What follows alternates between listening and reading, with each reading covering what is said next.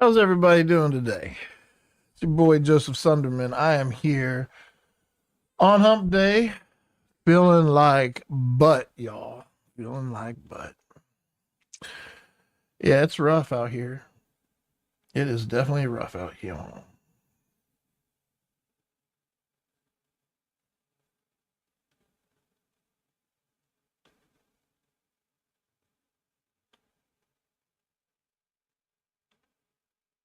These dirty bastards putting things in my fucking. Don't be ask for referrals on my page, you sick bastards.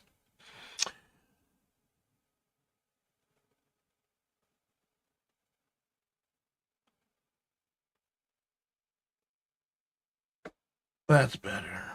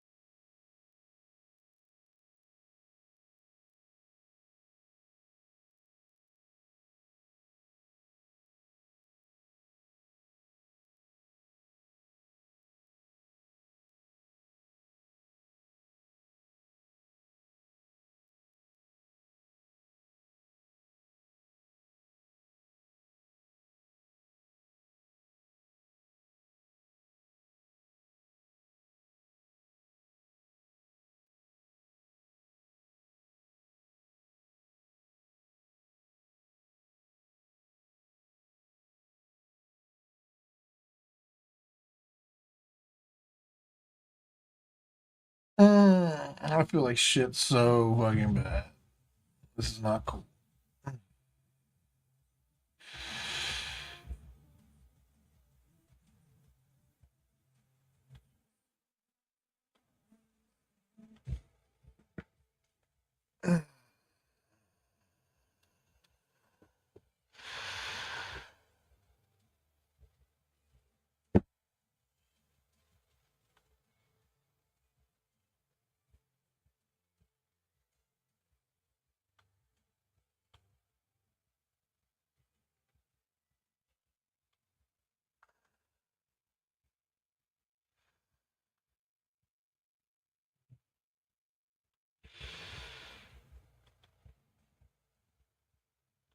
That's better.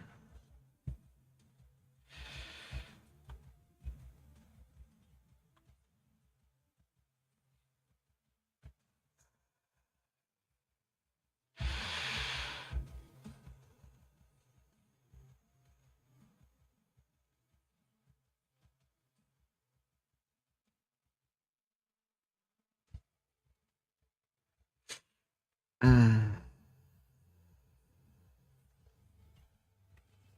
Second Red Bull of the day. I feel so fucking drained. Like I keep my eyes open. I'm tired. I really should sit down, but I know the second I sit down, I'm gonna fucking pass the fuck out.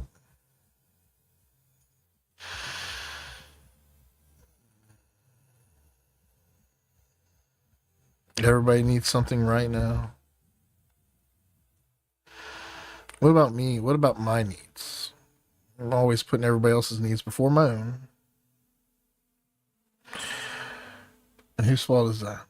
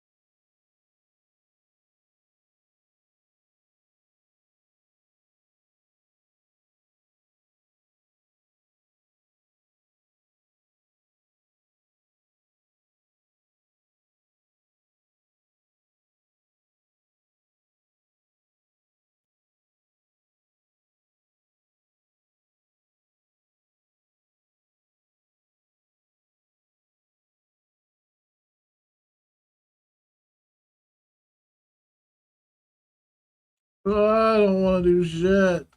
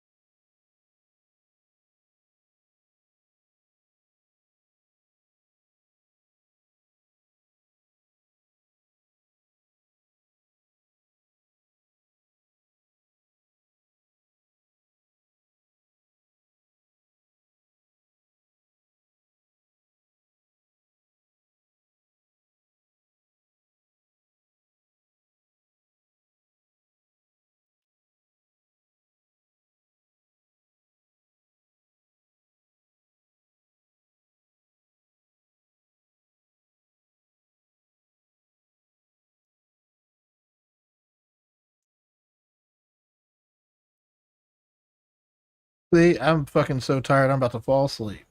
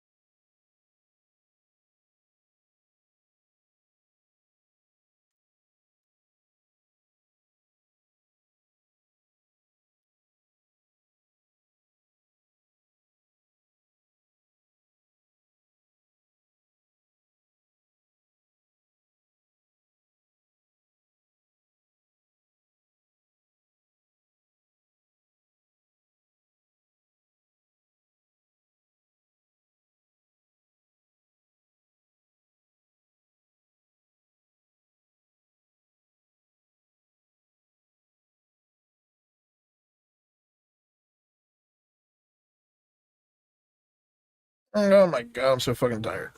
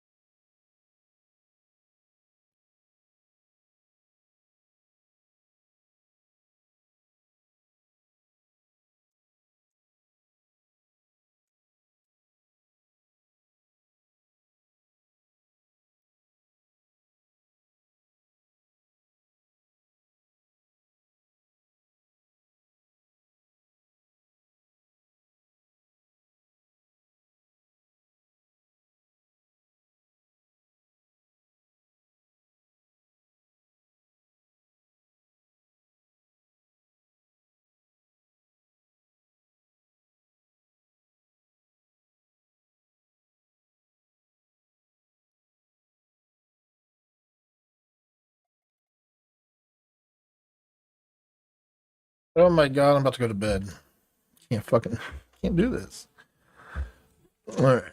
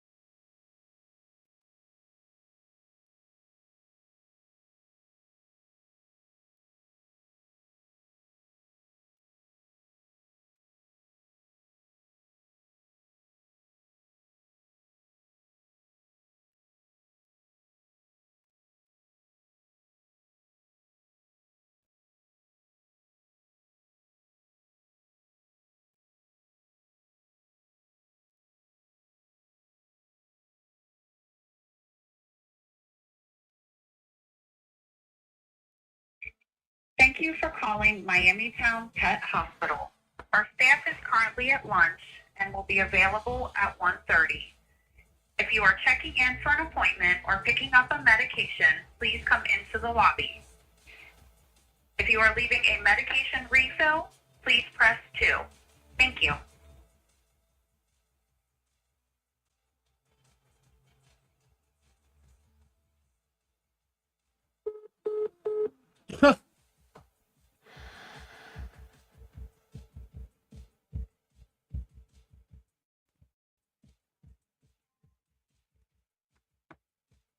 And will be available at 1:30. If you are checking in for an appointment or picking up a medication, please come into the lobby. If you are leaving a medication refill, please press 2. Thank you.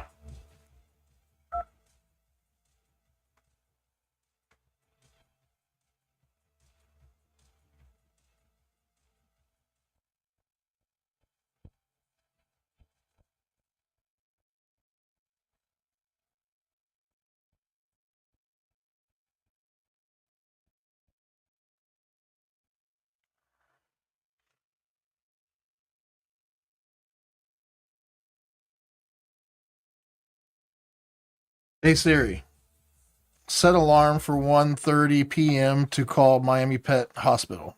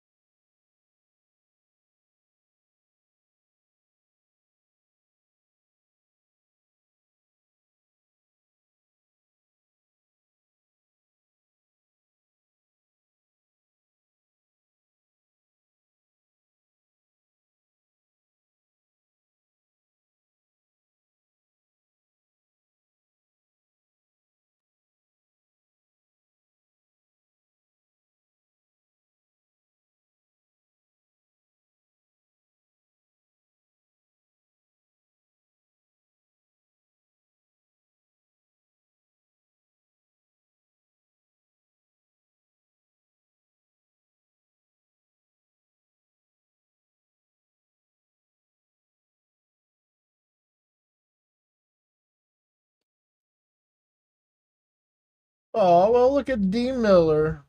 Thank you, D. Appreciate all the love I can get around these days. Oh, well, look at D Miller. Mm.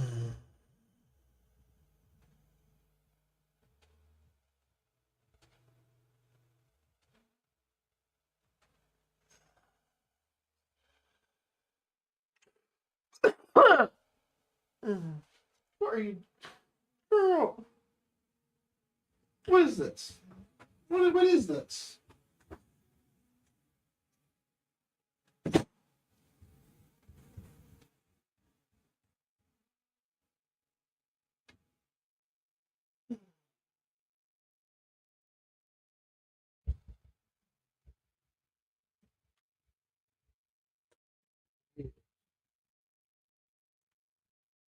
Oh, it's my baby.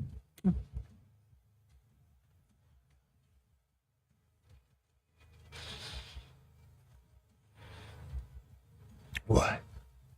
Here's my girl. You got my back, don't you, baby? Mm-hmm.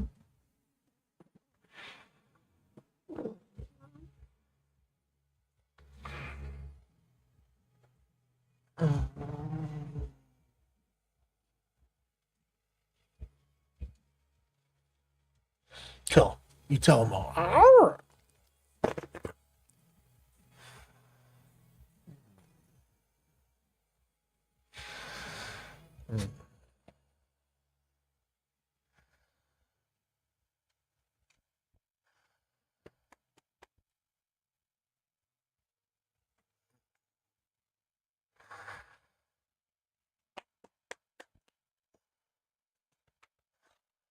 What? What? Arr, arr, arr, arr, arr. Sit. Sit down. Sit. Sit.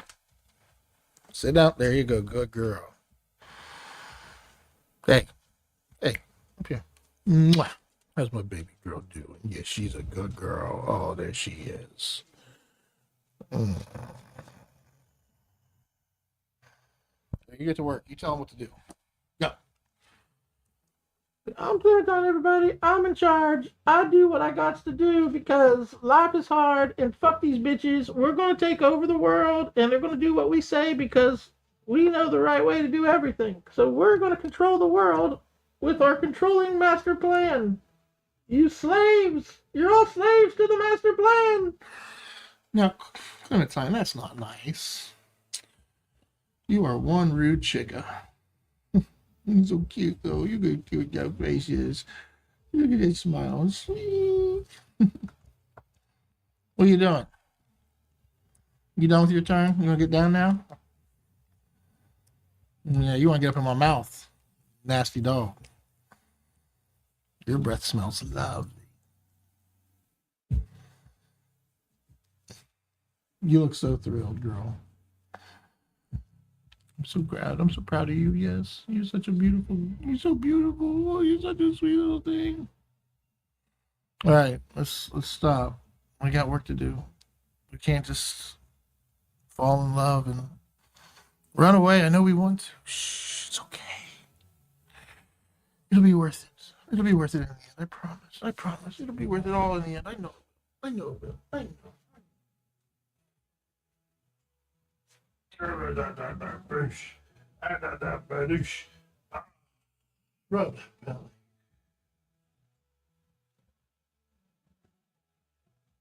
Oh, there he is. Oh, there's my whiskers. Oh, there he is. What?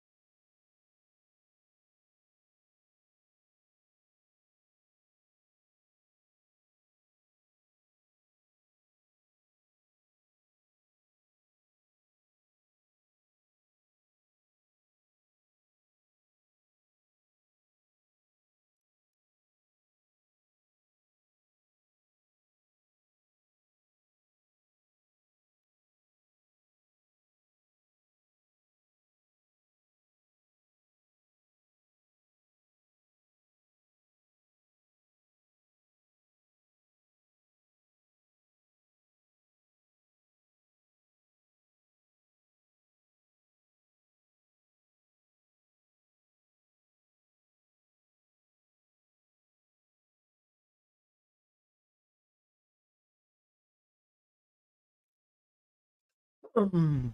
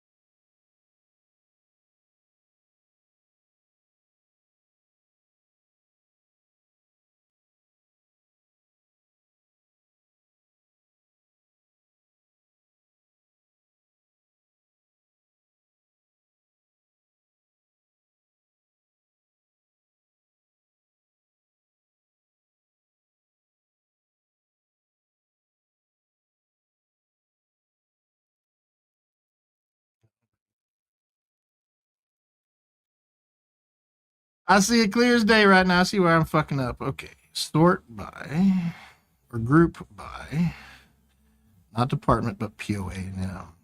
There we go. That's the fixer. Sometimes. All right.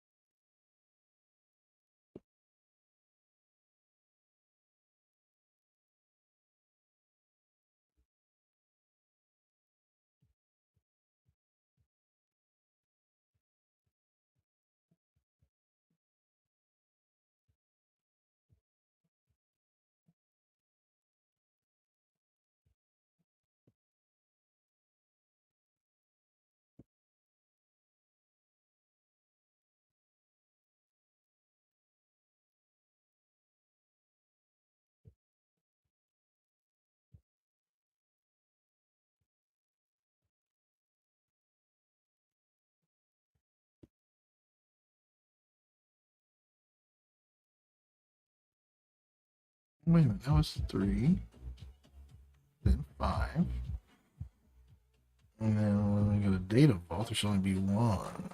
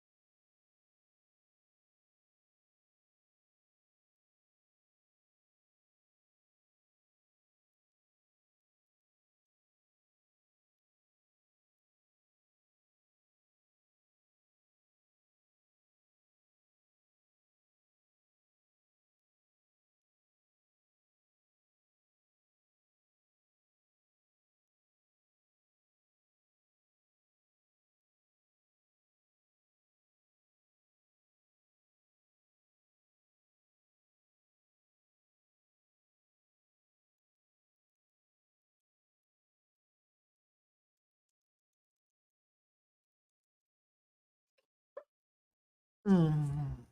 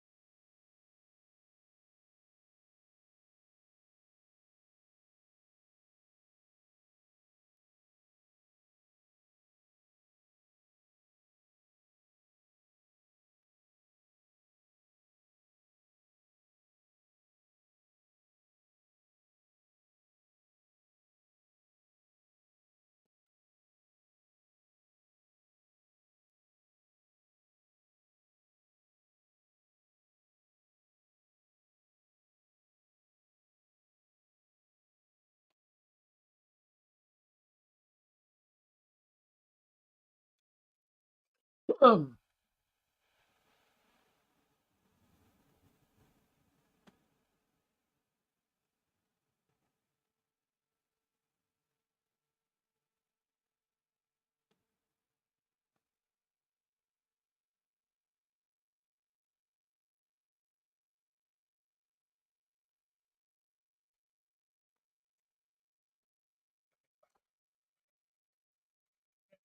my lunch, but big arch, try it when you get it.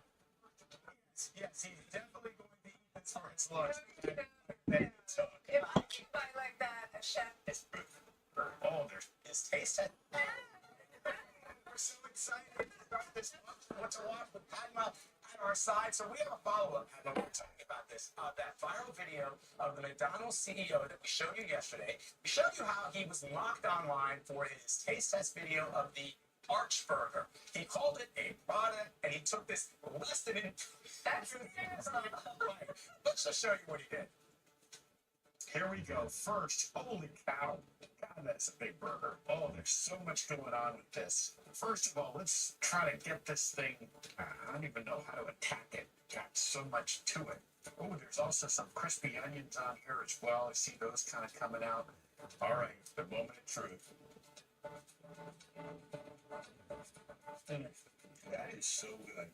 That's a big bite for a big arch. It's a delicious product. You know, you've got sort of the cheeses and the gooiness, but those crispy onions as well gives a nice texture. And of course, we've got the pickles. So I'm going to enjoy the rest of my lunch. But big arch, try it when you get it. Yes, he's definitely going to eat this for his lunch. If I can buy like that, a chef would be really upset. Right, they'd be like, "Aren't you like white?" We probably think that he doesn't eat that for lunch on a regular basis. But get this, now Burger King has released this video trying to clear the competition. Very good.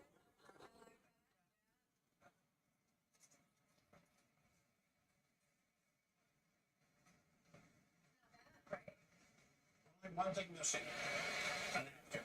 That's the president of US Burger King, Tom Curtis, knowing how to take a big bite of a burger, right?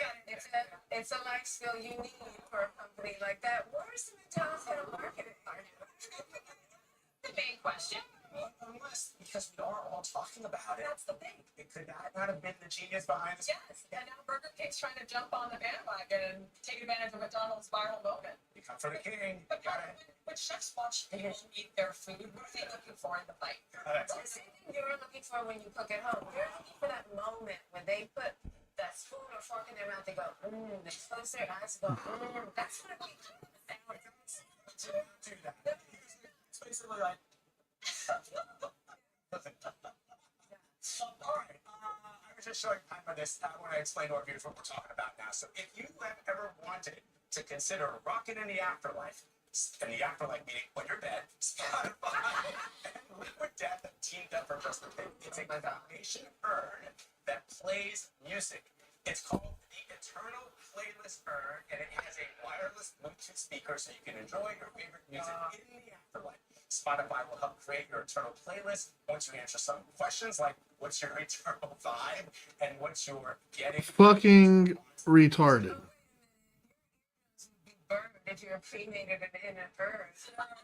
And one family is opening up the urn, sitting around it at the coffee table. So there's video. You have the video of the commercial and it shows like the way you open up the lid of the urn and that's where the speaker is. But like I want a Spotify logo on my urn.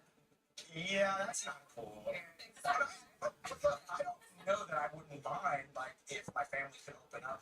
You would like it. We can do it. Yeah, they would listen to, like, their favorite tunes, right? Yeah, but there's more speaker for that. It's not an after party, it's the afterlife. They're bringing the after party just the afterlife. I mean, that's a mic drop right there. After party, an afterlife. Love it. All right, so Hillary Burton Morgan talks with us about her true crime series and why these stories from small town America matter so much. Yeah.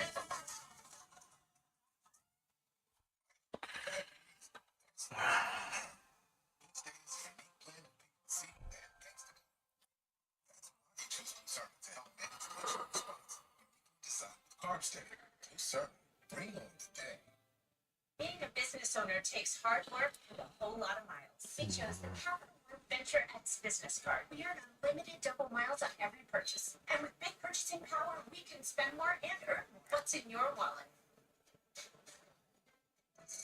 How did I get here? A grandma with vision loss from wet AMD. Riding across the desert. It started when Verizmo opened up my world. I was worried I was losing sight of the world around me. But my doctor recommended Vabysmo. Vabysmo is different. It's the only treatment that will block 2 causes of wet AMD.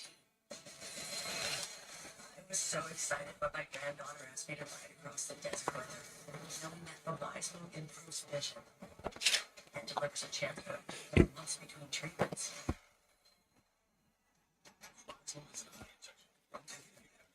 Activizol or arthritis. Vabysmo could cause eye infection, redness, temporary increase in eye pressure, and uncontrollable heart attack or stroke, or severe swelling of blood vessels in the eye. For changes in vision or eye, to your doctor or retina specialist right away. My sights set on the road ahead. Open up the normal with Vabysmo. The #1 prescribed FDA-approved treatment for wet AMD. Ask your retina specialist about Vabysmo. Every Sunday night, he can't sleep. But not this Sunday. You really need to sleep. Sequel has no equal. Get the deeply restorative sleep you need. Sequel, not for colds, just for sleep. Really great sleep. Sleep is simple. Just track your activity. Exercise right out of exposure to natural light. Or maybe you just need a little more from your mattress. Every Just Cupcakes offers personalized comfort with customizable heavy foot positions that can help relieve back pain and alleviate snoring. Elevate your sleep at Ashley.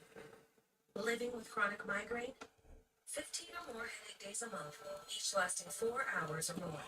Botox prevents headaches in adults with chronic migraine, and treatment is 4 times a year. So talk to your doctor. Botox effects may spread hours to weeks after injection, causing serious symptoms. Alert your doctor right away as trouble swallowing, speaking, breathing, eye problems, or muscle weakness can be signs of life-threatening condition. Those with these conditions before injection are at highest risk. Side effects may include allergic reactions like rash, breathing problems, dizziness, neck and injection site pain, and headache.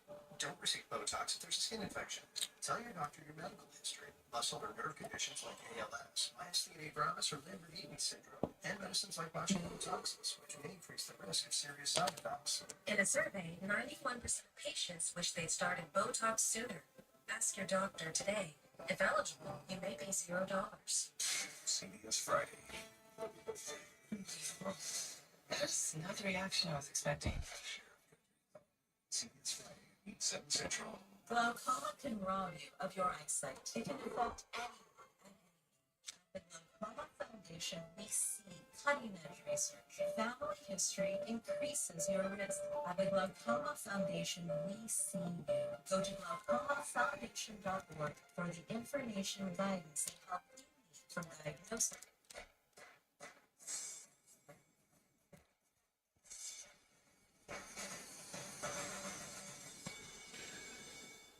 Hey Cincinnati, hey Cincinnati, hey Cincinnati, your garage is not supposed to be loud. Here at Precision, we can make it a whole lot quieter. Same door, but literally running like usually they start yelling at the beginning, but when we're done, we'll just Precision Door Service and name you can trust. Local 12, your home for March Madness. Breaking news alerts and the Weather Authority forecast. This is Good Morning Cincinnati, live on Local 12. About ready to say rain, rain, go away, right? We've had enough, even though we haven't had much in quite a long time, but we are getting too much is the problem. Hi, I'm Local 12 News Meteorologist Sarah Blake. Some of the estimates from the overnight rain and this morning's upwards of about 5 inches in spots. That is problematic on our roads, especially drier ground. So please be mindful of water. You're going to want to find a different route in several spots. Getting into the heaviest that I've found, clipping a little bit here of Fayette, Union, and Franklin, stretching east towards Butler County. Upwards of 5.4 found towards New Fairfield. Riley Township at almost 5 inches. And because of it, we have different advisories and warnings in place. The Great Miami, the Little Miami seeing issues. We do have a continued flood advisory as well. So be mindful of the roads not only today, but for several days to come. We really don't have a fully dry day predicted until Sunday and Monday, which means we're just going to keep on adding on. We also add on for today, at least, the chance for severe weather. It is thankfully the lowest level. Highest would be there in the yellow, but as you get in close, you can see the entire tri-state under a level 1 marginal risks. The risk is more so flooding, but we also have a risk for damaging winds far southwest and a large hail risk. How you help yourself through that is parking in the garage, trying to save your car if we do get any sort of large hail. Rain this morning has been slowly sagging to the south, some heavier showers now through northern Kentucky, and this will continue for the next couple of hours, where northern locations get a bit of a break. So midday break before scattered rain and storms return in the afternoon. I think this evening is where we see the chance for seeing severe weather. Notice the difference in cells here towards 8 o'clock. You can see some stronger activity. Going to watch a little bit pop up here in northern Kentucky, saying about 10 o'clock. Severe weather chance minimal, but make sure you have our Free Weather Authority app so we can alert you. Thursday, in and out of rounds of rain and potential storms. Less likely severe, but that flooding concern continues to go up as heavy rain could be mixing in. Another 1, 2, 3 inches of rain, easy, a possibility for us. Temperatures will be warm, and we actually get to enjoy it. Mark it on the calendar, Friday afternoon, 77 degrees. In and out of rain here today, tomorrow. Really can't enjoy the 60s. We lose an hour of sleep, but we do gain that better weather for Sunday and Monday. We'll be back with another update in just minutes.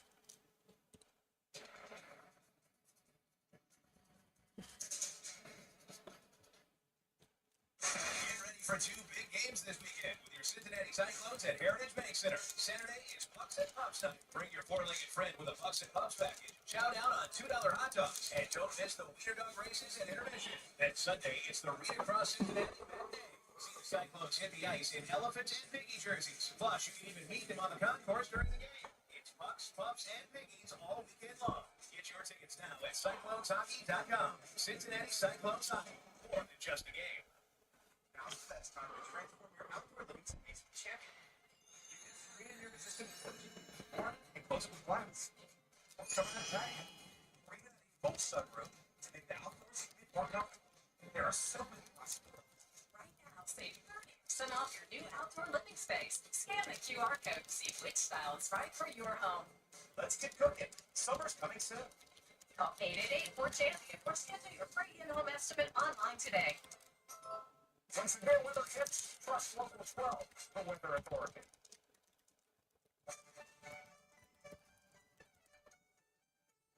Welcome back to CBS Mornings. I'm CBS with Kelly O'Grady.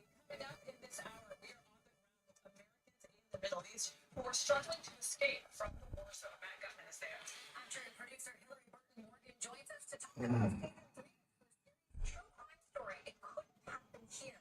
She hopes telling these stories can help to do justice. And we've also got some CBS Mornings deals to share with you today, including some early Easter specials. But first, here's this morning's eye-opener at 8.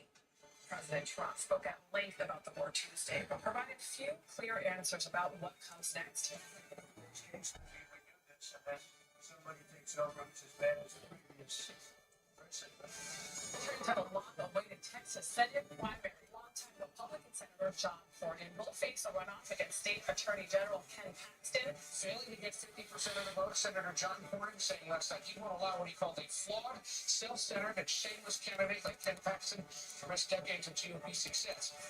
What we see is a disaster.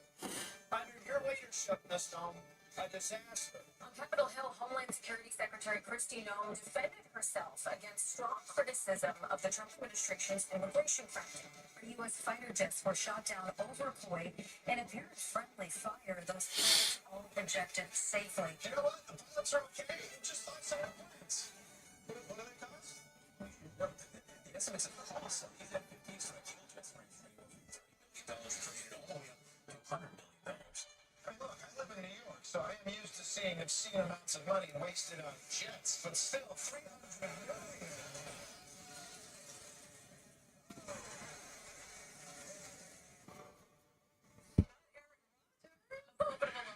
Jets fans. I was wondering where he was going with that. I'm like, Rent? Yes, but the Jets, that was good. All right, we begin this hour with the chaotic situation on the ground in the Middle East as the U.S. and Israel hammer targets inside Iran, and Iran continues to retaliate. The State Department has urged U.S. nationals to leave 14 countries in the region, but that's easier said than done. Our chief national correspondent, Matt Gutman, is outside a bomb shelter in Tel Aviv where air raid sirens have been going off all morning. Matt, good morning. We're hearing many Americans are caught in a very difficult situation with little help and little guidance on how to get out. It's been siren after siren. Adriana, good morning. And then folks spending a lot of time in that bomb shelter. You mentioned it. The U.S., Israel, Iran trading missile strikes for airstrikes, drones crisscrossing the sky. Up to 1 million Americans caught in this conflict zone. And the answer they're getting from their government right now, sorry, we can't help you yet. But mostly in the skies. Around civilians from there. Streets for a mass funeral when health officials there say were at least 175 killed in an elementary school. Nearby, rows of graves seen, awaiting coffins. Israeli military spokesman Nadav Shoshani. See the line about some of the details of it, I can tell you that we haven't found any connection to IDF operations. She said, well, it's not the IDF that attacked that school, but you're also suggesting there might be some sort of misinformation. I'm suggesting taking caution when using information that's provided by a regime that massacres their own people. And across the region, commercial jets are grounded. The State Department says around 1 million Americans are stranded. President Trump acknowledging that the repatriation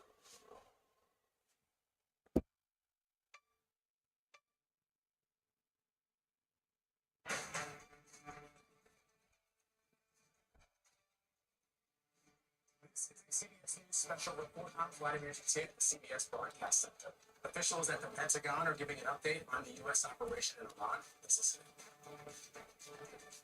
Under the direct command of President Trump, the War Department unleashed this operation early Saturday morning, just 4 days ago, which means we need to remember two things. First, we are only 4 days into this. Metrics are shifting, dust is settling, and more forces are arriving. It's very early, and as President Trump has said, we will take all the time we need to make sure that we succeed. Second, we are only 4 days into this, and the results have been incredible. Historic, really. Only the United States of America could lead to this, only us. But when you add the Israeli Defense Forces, a devastatingly capable force, the combination is sheer destruction for our radical Islamist Iranian adversaries. They are toast, and they know it.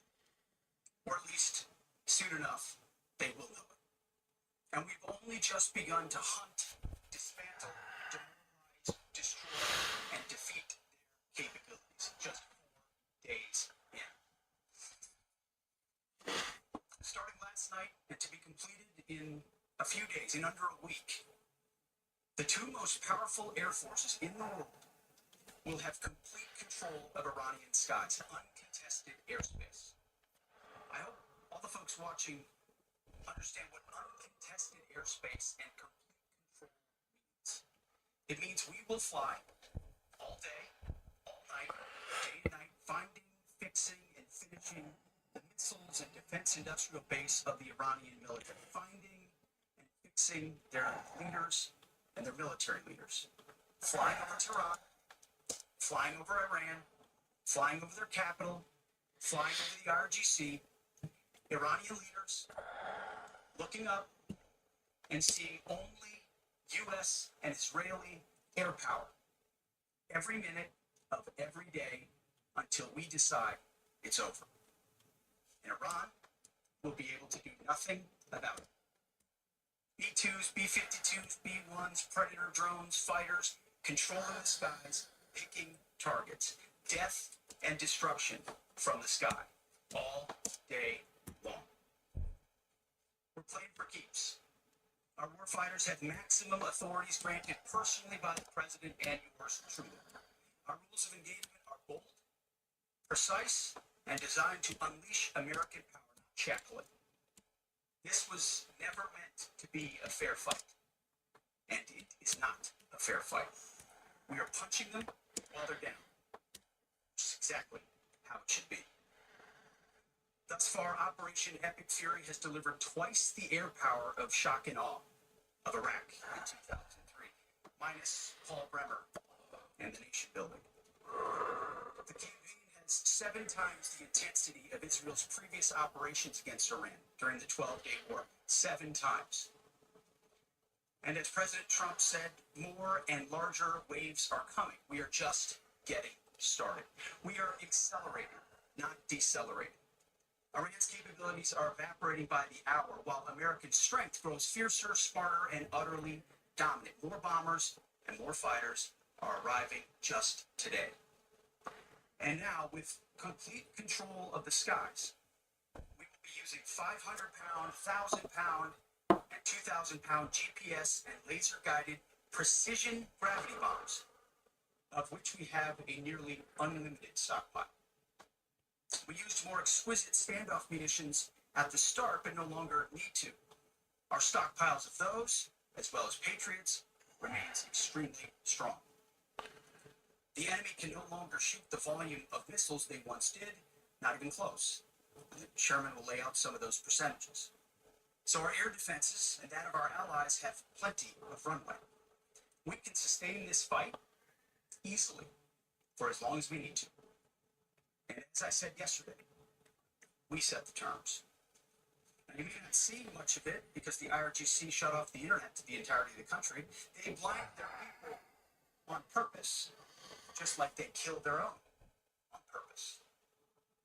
Much was made of the volume of missiles Iran was able to shoot the first few days. And sadly, as we projected, a few got through and killed 6 of our best, who will hopefully arrive soon. We will avenge them, no doubt. But I liken Iran's predicament to a football team who scripted the first 20 plays of a game. The team knew what plays to run because their first few drives were scripted. But now that the game has started and the blitz is on, they don't know what plays to call, let alone how to get in the huddle and call those plays. Iran's senior leaders are dead. The so-called governing council that might have selected a successor, dead, missing, or cowering in bunkers too terrified to even occupy the same room. Senior generals, mid-level officers, enlisted ranks that can't talk or communicate, let alone mount a coordinated and sustained offensive. That's not great for morale. The Iranian Air Force is no more, built for 1996, destroyed in 2026. The Iranian Navy rests at the bottom of the Persian Gulf. Combat ineffective, decimated, destroyed, defeated, pick your adjective. In fact, last night, we sunk their prize ship, the Soleimani. Looks like POTUS got it twice. Their Navy not a factor. Pick your adjective, it is no more. In fact, yesterday, in the Indian Ocean, we'll play it on the screen there, an American submarine sunk an Iranian warship that thought it was safe in international waters. Instead, it was sunk by a torpedo. The first sinking of an enemy.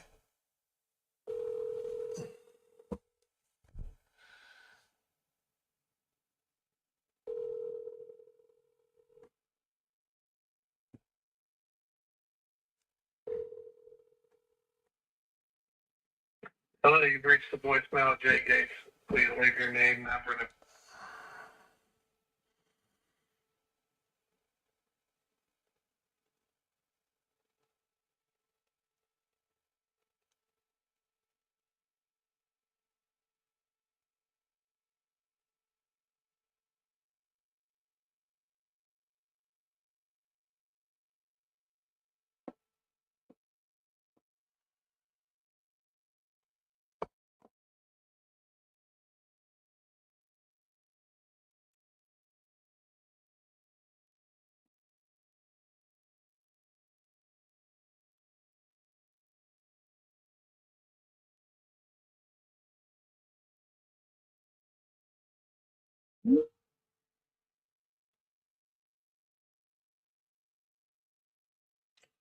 There's the big dog. How we doing, big guy? No?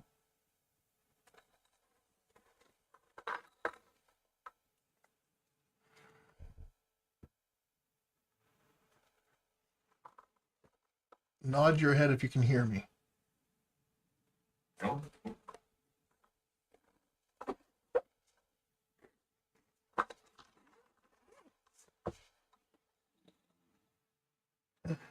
You got me? Can you hear me? I can hear you. Yeah.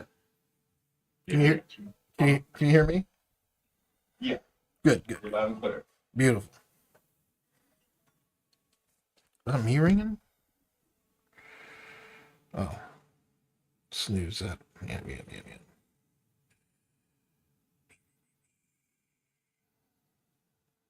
Let's make this 2:30. All right. I call the pet hospital. How we doing today, boss? Doing good. How about you? I'm hanging in there. I'm pretty sick right now. Man. I'm feeling pretty rough, but I just took some medicine. I'm doing okay at the moment. So, how are things going at Northwest High School? It's going all right. I think we're in a phase right now where everything's kind of calming down, and I'm going over procedures. I did a couple SOPs between now and the last time we met to try to make sure that we handle our procedures on how we're going to handle stuff to make it look crystal clear for our staff coming up. So I'm thinking we're trying to have a meeting either sometime late May or early June to just try to get everything on the right foot. Yeah, and the structure that's put in place with the SOP and P manager, like where we have the legacy folder and the development folder, and I mean, there's a playbook around that to keep all the documentation, like the stuff we're developing, the stuff that's been finished and approved by management. It's supposed to be a structure where, and we call it administrative. It's the admin layer where we say, here's the rules on how we want you to use the tech resources. So I don't know how you're using. I know some companies will just say, you know what, we're just going to create a SOP and P. I'm going to approve it myself. I'm going to tell everybody what to do. There it goes. They don't have the resources or time to pull a team together to make approvals on things and then to move it to the completed folder. Like that is the end goal destination to get to that point. Just by adopting the fact that you're capturing SOP and P. I'm curious as to how your process is right now and how you're adopting a framework I brought to you that has a very specific structure. I'm curious of how you're adopting it and how it's being useful to you, because that will tell me how maybe I start earlier with however you're using it with other people and guide them towards the more structured environment, if that makes sense. So can you tell me or show me how you're kind of using what you adopted as far as creating NWHS athletic department? Here's our official documentation, and here's where it lives, team. This is the playbook. Like, is that where you're at with it? That's where I gotta get to. I mean, I'm gonna use that website to see where it lives. Yeah. But like you said before, when I did the SOP and P, all I did was first I started with our admin pipeline, and I'm like, hey, what is some stuff that we got on here that I need to work through? So the very one at the very bottom was practice scheduling, and I kind of incorporated practice scheduling with team scheduling, and created SOP and P with that. Yep. Hey, this is how I need to get the information put in. This is how we're going to share the information, where we can get where everybody can go and communicate with each other in regards to scheduling the process. Hey, they're in charge of the scheduling. It says it on there, and I'll put it in the folder. I didn't honestly. Share your screen. I will. I'm excited to see this. So let's see what you're doing. Okay. And the team site, that's a pretty dashboard interface once you have the folders and everything in place. You create those pages to make it easy to look at these files. So the true place that the SOP&P lives is in the playbook or the Yes. folders that we created. That's the true north of where it lives. It's just we're expecting everybody to go through a central interface to get to it, and that's the team side. Right. Correct. Yeah, I haven't got to that point yet. And that's fair. That's as long as the folder's being used, and I don't know if they know how to get to it or not, but that would be the next step. And yeah, and that's why we're going to go through this, and you're going to show me where you're at. I'm going to shut up. So this is I put in develop. Yeah, I put in develop. These are the two right here. So the one thing that's funny too, like when I just cut and paste what you had before and I did an original SOP and P, and then I changed the language or the wording to where it talks about the different stages that you have to do on each document. So the overview is pretty much similar. The resources were very similar. The only difference we had in regards to the team scheduling and another one I did was transportation was that it being detailed to exactly what you're trying to accomplish. Because we're still using the athletic calendar when it comes to transportation. We're still using game schedule when it comes to transportation. But the bottom part, what I got right here, is the flow on how the coaches are going to communicate that and organize that information. So everybody has an understanding of what they're expected to do and how they expect to communicate or record the information that they already organized. And how much of that, So- and that's all in the SOP&P already? Yeah. Can we look at I mean, that? Well, I mean, the details are in there in the flow. So that's the only thing you really have to work on is the flow. And whoever I work with, for instance, I work with Emily Pavlov for transportation. Like, hey, what are the procedures on transportation? How do they take information? What are the deadlines? What are the time parameters that we have to work with? And so we did talk about that. And we even talked about, hey, what can we do to make it better or make it easier? So we can get the communication in sync with the transportation, so we don't have any issues. We have to go back and check on, did we schedule this bus, or hey, do we have this information in? So that's scheduling. The other one was the transportation. They're right beside each other. They're right beside the template. And even like organizing who do you communicate with, who are the proper channels, even how we communicate. Like, hey, Yeah. if we're gonna make a request, make sure that you put it in the email so that way we can track it. So you're saying you started with the flow first. You went through this flow and you wrote that out, like when something needs to be scheduled all the way through to the end. We have a system in place. It's just we need to make sure that they know the system, they know where to go. Correct. That's why what you're doing is you're documenting the current state, right? And once we have that documented, and then we go to the resources, right? So we look at that flow that you created, and you're going to put in, okay, so it looks like they have to notify this person right now. So one of the resources that we have is this person right now. And then when we go to improve the system, we're going to look where people are dependent on, and we're going to go, oh, we don't want a person dependent on anymore. We want to have control of when people send it, then we will control who gets notified. So that way you're creating your own funnels, if that makes sense. And you own your systems, and it's not relying on a person. So if that person leaves, obviously it's easy if a person leaves, you have a person dependent system. All you gotta do is change the person in the document and you're good.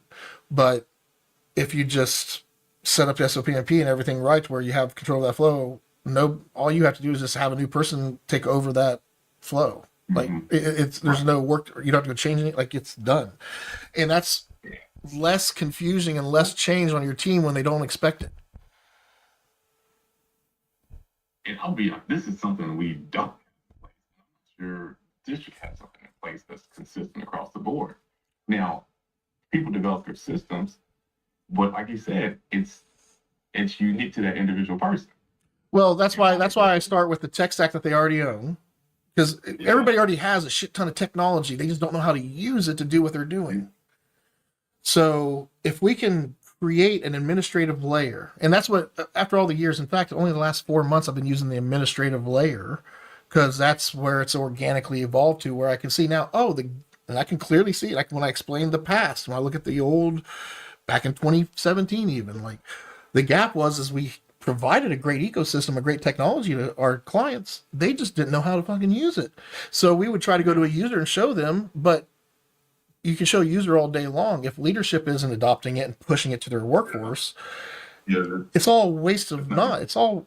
So I've been trying all this time to get a company to use their technology properly. And I have a handful of them. And you're a school that's using this. It's all it is a playbook.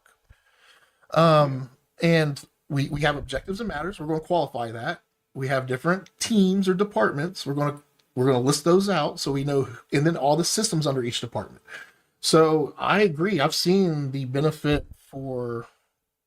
I know companies would like this is what administration and leadership is supposed to be controlling is some kind of system that handles all the systems, an operating model, a way to lead and guide your workforce with the tools that you have. And there's all kinds of companies out there that try to do it. There's thousands of them, but the way I'm approaching it is we start with who they are and what they already have, and we train the leader, we train the people how to use it. And we start with leadership because if it starts with you, now that you're doing these things and you have the folder set up, once you do start telling, hey team, this is where it lives. And I've done enough work to where this has got enough information. And we have AI now that can see this folder. So all you gotta do is ask AI and it should tell you the right direction. And if it's not clear, come to me. Like that's 5-6 years down the road. We're like, I do this at a every company does it different. Everybody learns differently. A small team of 3 that's very technical, they'll catch on like wildfire and start picking up right away, and they're caught up to where I am. Like shit, now I got to work extra hard to be ahead of them. Very few that happens. But anyway, back to what you guys are doing. So you have some SOP and P, which is awesome, and you have the folder. You have the pipeline that's telling you what to do.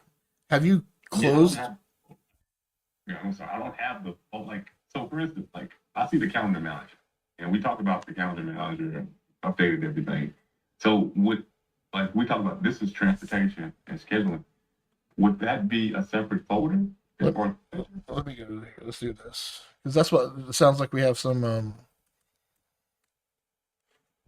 we're gonna figure out what's what here, Joseph at Navicor. Next. You can see my screen, right?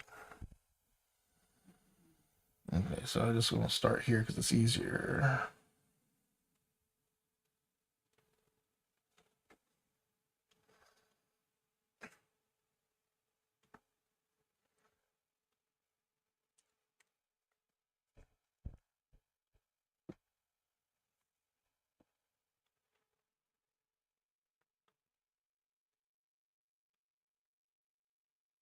Oh.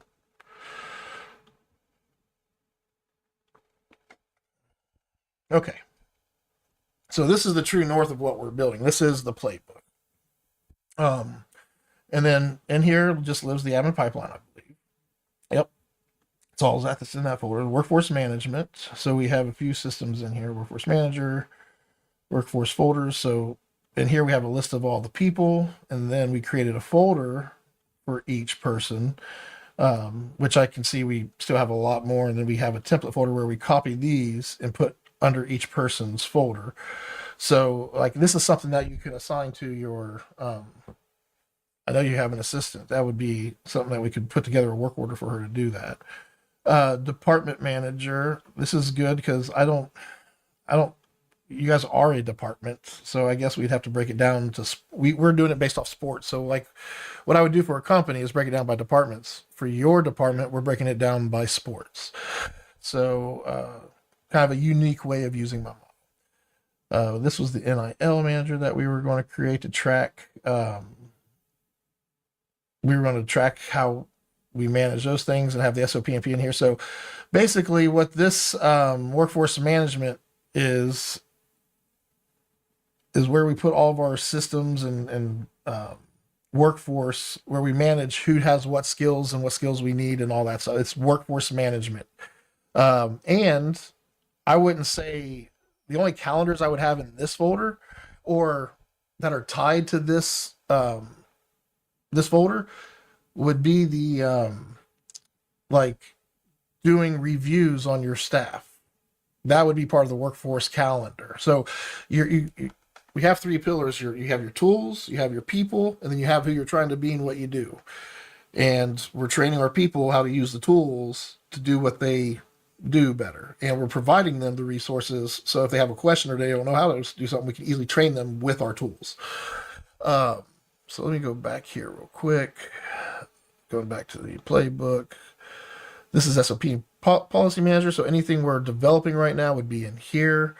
And then once they're developed here, they get completed, and I don't think we have really anything completed. So we had administration, coaching, information technology, sports, and gear. So all the sports will be broken down underneath here. So yeah, we need to create a sports folder, but all this is being created as we go. And it's how we speak and frame what it is we're doing in a technology environment. This is administration, taking what you guys do and putting it in a structure with folders, calendars, and all these things to work together. So yeah, these 3 folders, like anything old before we started doing this whole playbook, should live in here. So we're trying to grab everything we can to put in here from the past. That way we have a history of all the past shit that we did and how we did it. Some of this stuff probably needs to be moved up and then updated with the current way we do things today, and then, moved completed once it's where it needs to be. But you have to make a decision. Every time you do a new objective, are you capturing the current state of it and just getting it documented and done and moving on to the next thing? Or are you actually taking the time to improve it, review the system, and see how you can make it better as you're doing it? I would do that on a case-by-case basis with whoever you're working with and what you have in here. But again, this is a lot, man. I mean, LOB apps and services, this is where we're tracking all the different tools and how we use them. I probably should have some kind of SOP and P in here that explains, let me do that real quick.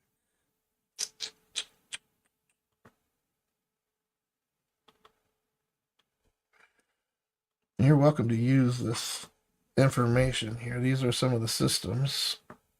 So the admin pipeline, this is what an SOP and P looks like from Navicore. The admin pipeline is the system we're looking at.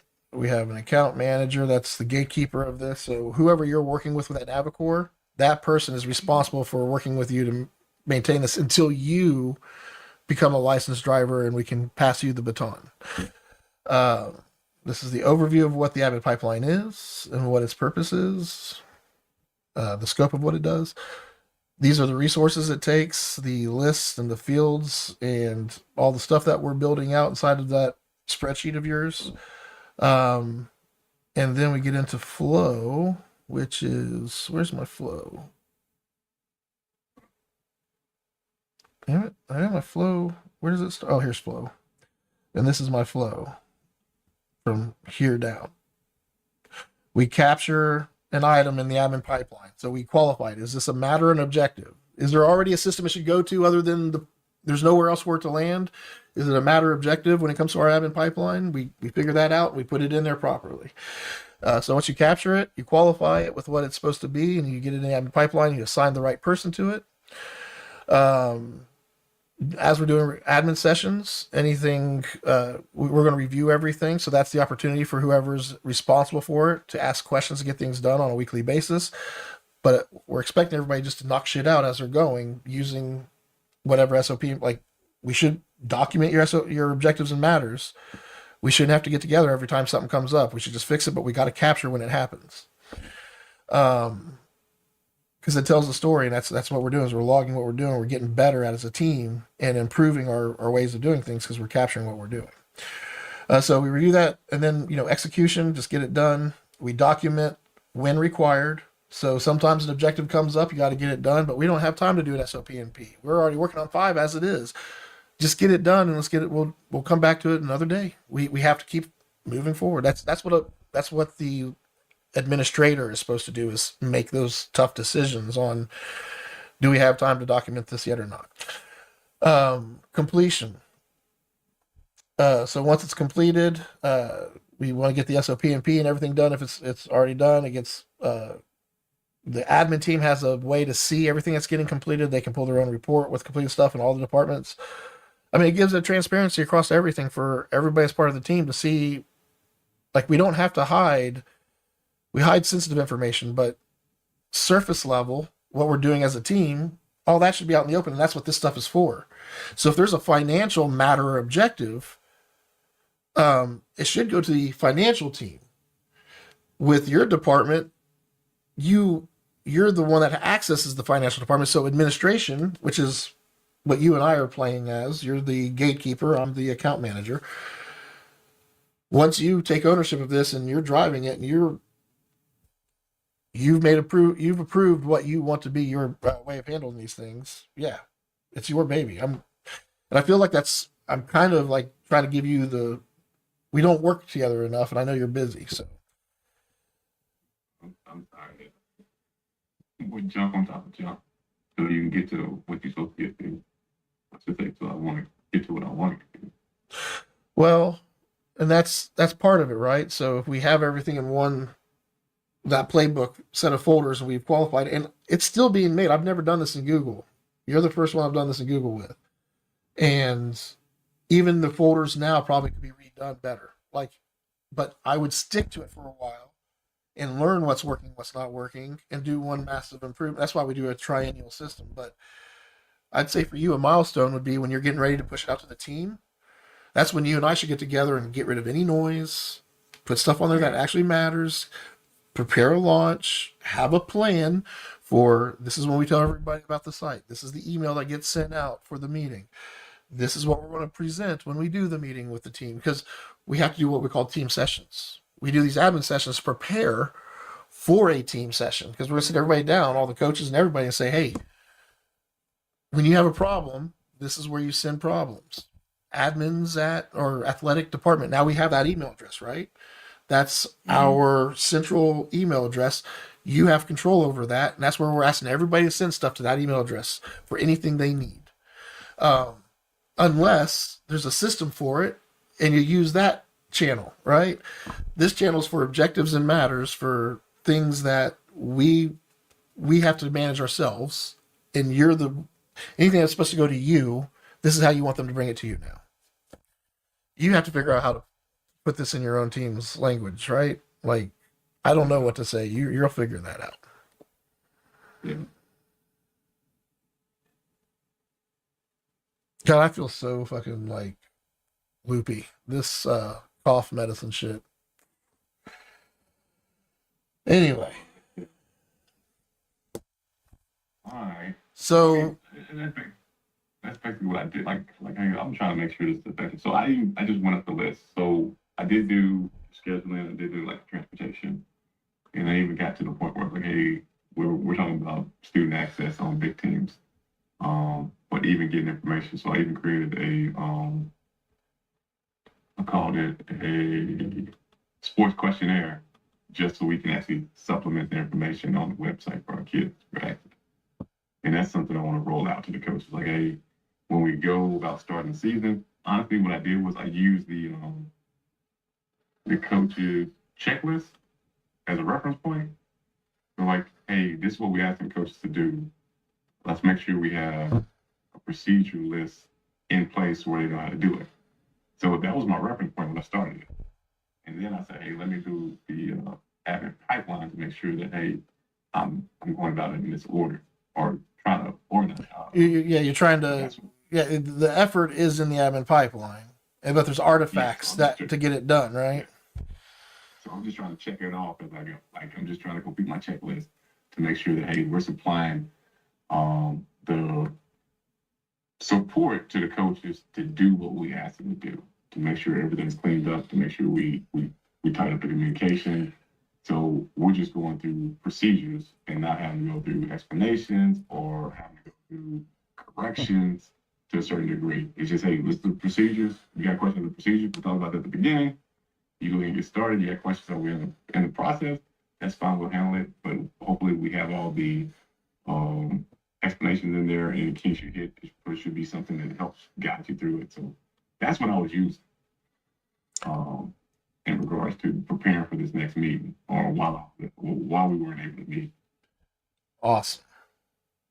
And was there any objectives that you wanted to work on right now, in particular? I'm I don't want to, like you said, I don't want to muddy the water. So when it comes to producing all these documents, just make sure they're in the right place. Yeah, so we have this is where let's go over the administrative model real quick. Let me show this to you because I think this will be helpful for you to understand. And I'm going to show you what one of my larger clients' admin pipelines look like as they're adopting it.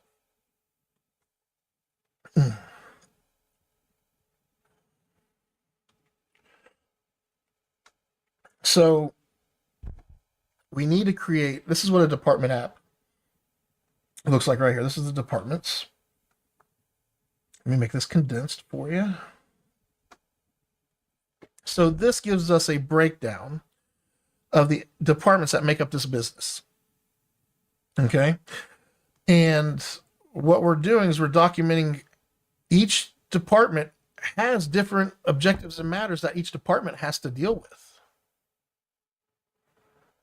So can your coaches explain to you what kind of objectives and matters they deal with?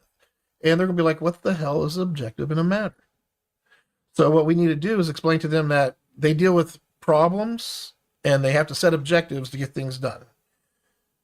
You're going to be setting some of the objectives for them to get done, right? So objectives are going to be handed down to them, and then they're going to have some that they have to do themselves. And we have to control how we handle objectives and matters. That's what all of this work is like. That's the core of what this master plan does. Yeah, the objectives and matters is like having your team understand who to send these things to and who's responsible for what objectives is important. So the departments first, and once you have the departments, we go down to systems. Let me go break this down by department. So this company is starting to document their systems, and they're creating SOP and P for each system. So we have under administration, I can drop this down, and we see we have the admin pipeline system, and who's responsible for it, and how it all works. And nobody's going to work from this. Once it's in here and it's set, once you go in here and say, here's the systems that we use, and this is what each system's for. And once it's locked in, you're only updating what's coming through the admin pipeline at that point. It takes time to get into a phase where you're just working from your systems under your departments. So for you guys, we're going to have admin, the admin team, then all the sports underneath it. That's the breakdown of your departments. Then that's how I'm approaching it anyway. And then under administration, you're going to have systems you use to manage your objectives and matters. Admin pipeline, the department manager, the workforce manager. These are all things that you need in order to make sure everybody's where they're supposed to be and you have the information to make quick decisions. Each sport should have their own way of handling matters and objectives. And if they don't, like right now, we're not worried about how they do it. We're wondering how they work with you and what they do. And they're going to see that. And when they start seeing that, what they're going to do is go, I want to have the flexibility and the confidence that you're having and the success you're having with managing things because you're using these systems. And that's when we'll go to each department one by one.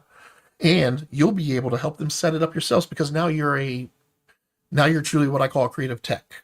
Like I have a side thing, a YouTube channel where I'm creative techs for people to understand objectives and matters and are trying to accomplish stuff, and they bring teams together and they show them how to work. And yeah, so or what we'd call an admin, a true admin for the master plan. There's a financial plan. There's anyway. I just think it's fun working with you guys because I really hope this is helping. We were going to do a shoot. And like just seeing how crazy, like stressed out, like, yeah, we went down this rabbit hole. All right. Now, I mean, when it comes to the systems, they're creating something that's conducive to what they're working with, right? Like they have control of their systems, but it's essentially the coach to land a plan on how he's going to get from point A to point B. Correct. And we go, and we're just working with them to make sure, hey, everything you do is getting you to point B. So the football coach, what systems are underneath the football coach? Like, does he have to do big teams, or do you guys handle all that for him? There's a calendar he updates and you do everything. Yeah, he does the calendar, but he got to do big things. That's one portion of it. So big teams is the coaches are responsible for their section of big teams. Correct. And we're going to set the standards for what we want inside there. And I'm assuming big teams already has all the build out and all the systems for managing everything that needs to be managed. So that's doing a lot of the work for you. You make that your true north. But the playbook that you administer says this is how we track who does what and how we manage who we appoint. But like, yeah, you still need this layer, the admin layer, outside of the basically where you can print it out and say, here's our tangible how we do work. So if all your systems went down, This needs to be incorporated into my observation too, right? If that's what we expect them to do, I need to redo the observation. well, How we evaluate it. correct, because once you have their systems and you can keep them green, you don't have to sit with them and guess where they're at. You look at the system and go, Yeah. damn, dude, you're keeping your shit up. This looks tight. Yeah. Like, yeah, good job. And that's truly, oh my God, yes. That's 1 second. I do need to talk to you, but I'm in the middle of session with Northwest. Can I call you back in about 30 minutes? What time are you free? Okay, sounds good. Thanks, boss. All right. Get a little too worked up here. Yeah, I just this excites me, man. Like, I don't know why.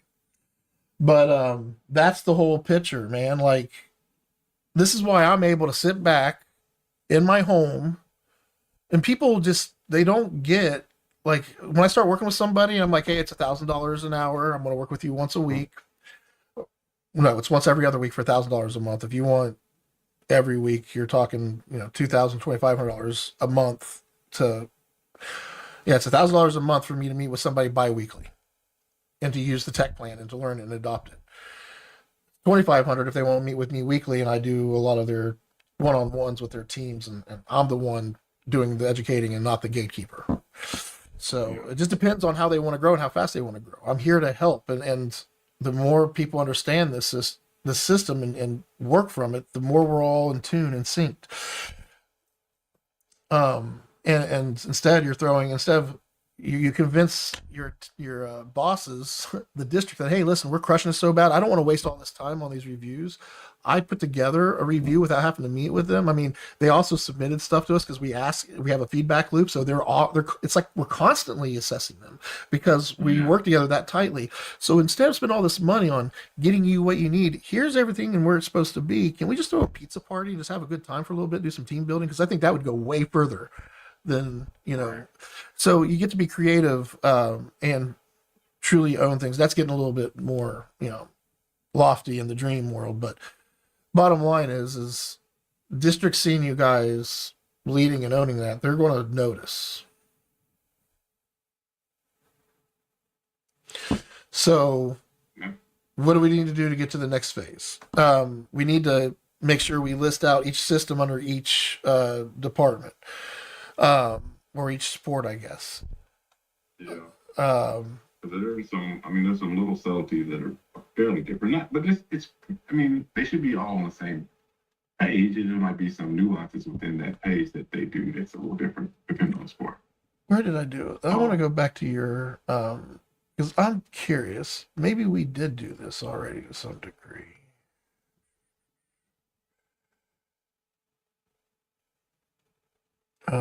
Staffs and sports. So, stadium sports, gymnasium sports, golfing. So these are the different breakdowns. So department-wise, athletics administration.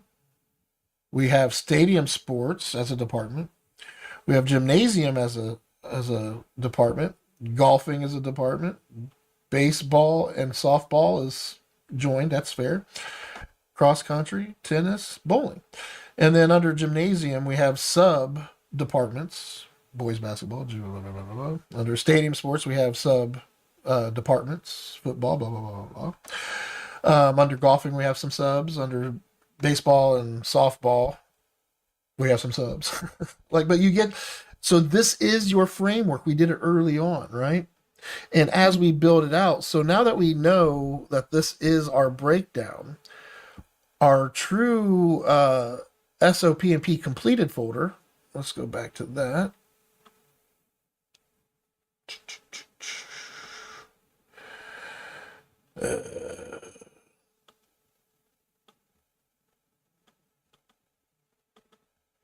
Should be. I feel like these need to be subs of.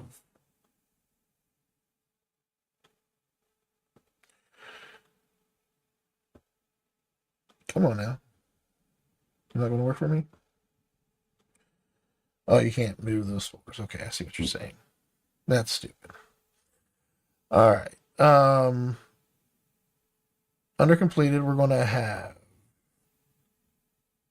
So under SOP and P under the completed, as you finish your SOP and P, it should go in that framework. You have your teams, where does that SOP and P affect? And it may need to be placed in all of the folders, right? But what you're doing is you're creating a framework with all the systems underneath each system. Yeah, it's a lot. Now, when you get to your big team's SOP and P, there's going to be a main SOP and P that says this is where all sports do this. Then you're going to have SOP and P that have child SOP and P, and there's a parent SOP and P. So your child SOP and P would be your just dropping down the framework. So you have your overall big teams, how we manage it, and each department gets they have to manage it. Now we have a department for big teams, SOP and P, that's a child to this big one. And this one is breaking down and listing out everything we need from this sub department. And it could be gymnasium. So all the different gymnasium sports, and this is how we're doing everything in big teams and how we share things at that level. Then we break it down from there. There's another child level because you can keep going down levels. And there always can be a parent to something, right? Like that's how systems work. And when you get to the very top and there's no parent, that's a root system or department, either way. So the way it works, let me open up Word here, give you a visual. In fact, I may actually have a visual done. Hold on.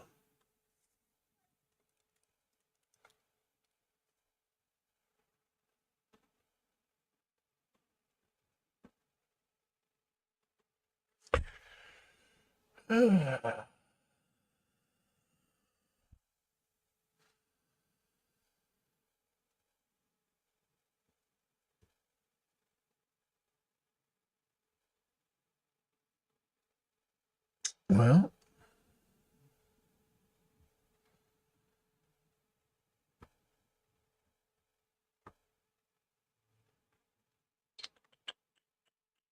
nope.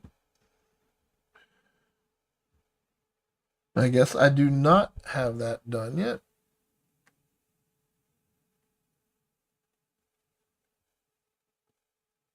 Oh, here we go. So this is a little bit of a visual for you. So this company has these different departments, and then the systems underneath them with some subsystems and some subsystems of subsystems. And what we're doing is we're basically, this is what it looked like on this graph that I put together for them, so they could see it when we went to this and looked at, this craziness. Like, what the hell is all of this? So, yeah, it just looks like a bunch of noise. So I guess what I'm going with this is what is your structure? I would say that we figured that structure out early on, and I would stick to unless you want to change it, like it's your structure. Like if you see something you want to change about it, we do that. We can do that on the page, and then take that effort and put it in the folders. I think it'll work all right like this right now. Yeah, if you like the breakdown as it is right now with athletics, then stadiums, and then having the subs underneath them. I probably want to change. I mean, I don't know if it makes sense to because these are outdoor sports, and then bowling is the only one that's an indoor sport when it comes down to breakdown. If you're not in the stadium. So this is yeah, I get exactly where you're going, and all I'm getting at is we want to have that structure written out in a way that's like this, and maybe we start a new document for you, and we work on it off to the side. I don't know if it's further enough.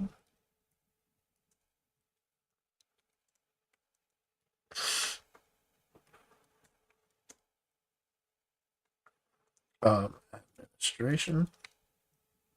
We have. Sounds like you're saying something about indoor, outdoor, and then going broken down, right? Indoor would be gymnasium, right? Yeah. The stadium.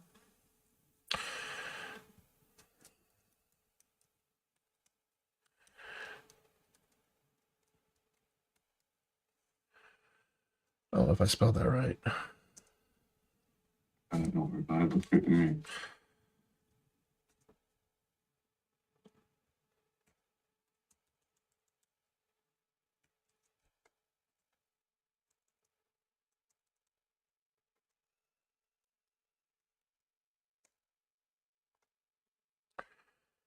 And then we have gymnasium. We have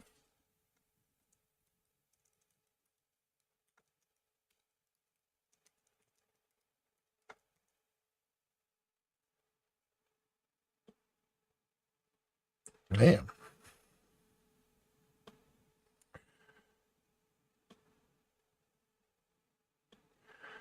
Come on, you. Volleyball. Girls wrestling. Please. Wrestling.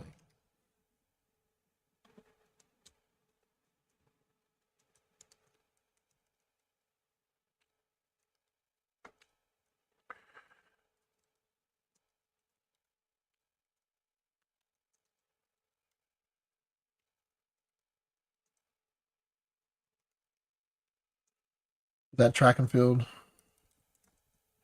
Yes.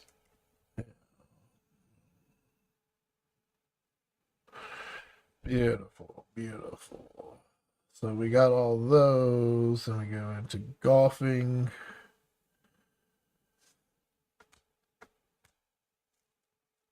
Yeah, I would put course. I don't know what you could you put course, because you could put golfing and cross country on the same thing. Like if you Are they at the same place? Are like do they do cross country and golf at the same place? No, they don't. It'd be two different. I mean, it's location, different location, but they're both handled on the court. I don't know. I'm just trying to get stuff heading for it or not. Yeah, I'm not sure. Why do I keep putting an E after golf? Like, what am I trying to be French or something? What's going on here? All right, so, yeah, I'm sticking to the page for right now, just to stick with what we have, and then we can modify it after we see it all in one big, list. Um,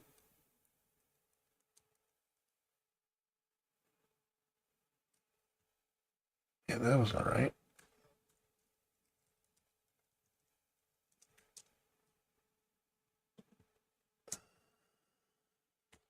The Diamonds are they're playing at the same place though, right?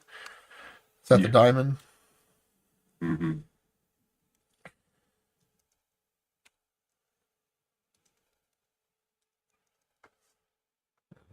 That was a little bit much, maybe.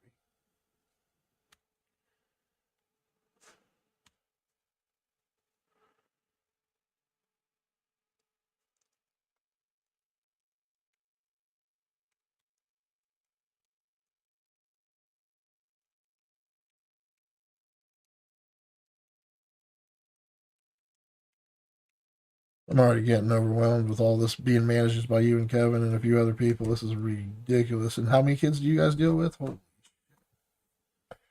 There's a lot more of you, I know. The coaches have teams, right? Yeah.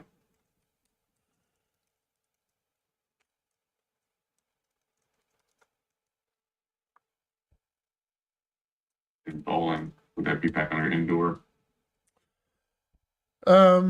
I think we can mark it indoor like we did up here. Yeah. Now, you guys go to a certain bowling alley to do this? We do. Yeah.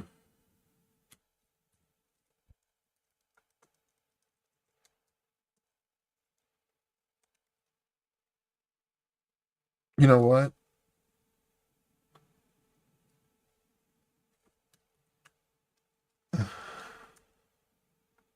Nope, nope, nope, nope, nope. There.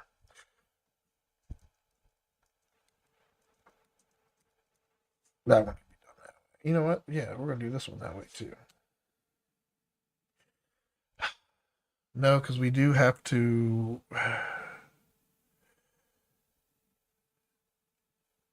When you deal with tennis, do you only deal with one person, or do you have to deal with both coaches?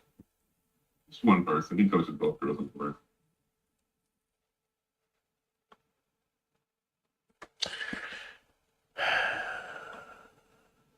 What about cross country? Same thing. It's just one coach. Diamond? That'll be different. Two separate coaches. Golf? Two separate coaches. Stadium? Yeah, that's accurate. That's what I like about this model. This goes based off of it's putting people to the model. Who we have to so every department has to have a lead. And we don't want a lead to have more than one department unless we absolutely have to because we're that small of a team. So administration. Lee answers for this. Who's our main contact for the gymnasium? It should be me. Who do you contact for the gymnasium?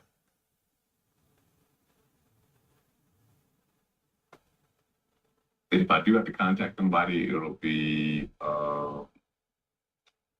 Chris McKee. He's just over business operations. And he's responsible for gymnasium upkeep and stuff, or are you? Yeah, he is. What's his name? Bigger stuff. Chris McKee. Yeah, you don't put you only need one, and your one is controlling all of this below. So you don't put yourself in any more positions. Okay. Okay. That I mean, if you have to, you have to. But like, if you have somebody to go to, they are now the one responsible based off of your administrative system. Boys basketball. Who's that? It's gonna be Nick Argentati. We're just gonna put Nick. All right. You'll know who these people are, right? So who's girls basketball? AJ. All right. Volleyball. Sally. I probably butchered the name, so I don't care at this point. Wrestling for girls. Dexter. And boys. Ron. Stadium. Who do you call for stadium? Be Chris McKee. We can't control things that are above us, right? So if he's the one, he's the one. Football coach. That'd be Brandon. Cheer. That'll be shoot. Hold on, man. You know what? It's probably right here in this damn. It is. I don't know. I'm sorry. You talking about brain talk? I'm Brooke. It's okay, Brooke. Brooke, it is. Girls soccer. I can. Yeah, I got it right here. I don't need to ask. I'm sorry. I'm one to talk. No. Mitch. And we have Sean. Who do we call for golf course? Who's the we don't need the person if it's a business. Yeah, it's a business on Fairfield. Fairfield Golf Course. Fairfield Greens, I should say.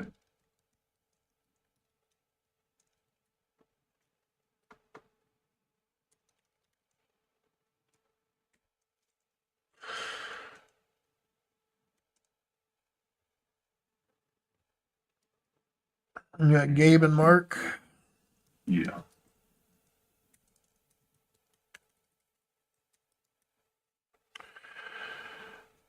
And who owns the diamonds? I'm gonna say let's go ahead and put Jason.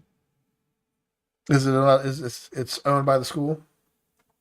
It's owned by the school, but he's like our guy, point guy. He's the groundkeeper for it. Okay. Yeah.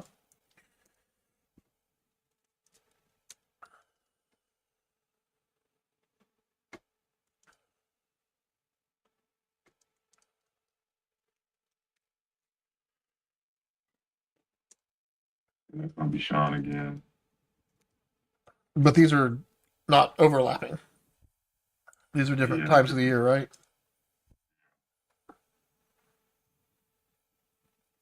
Steve does both. Yeah, girls and boys. And then Quentin does both down here. Yeah, that's the new guy, right? Yeah. How's he holding Oh up? well. Awesome. Doing well. He's still on paperwork, and man, I'm just like, dude, he putting results in for bowling matches, so I can take that information and put it on the website. Like it was good. Good. It's like I mean, especially when we talk about trying to get more publicity for our kids or showcase them. Whoa. That's all I was looking for. What? Oh, going with the wrong one. All right. So, administration. We're going to have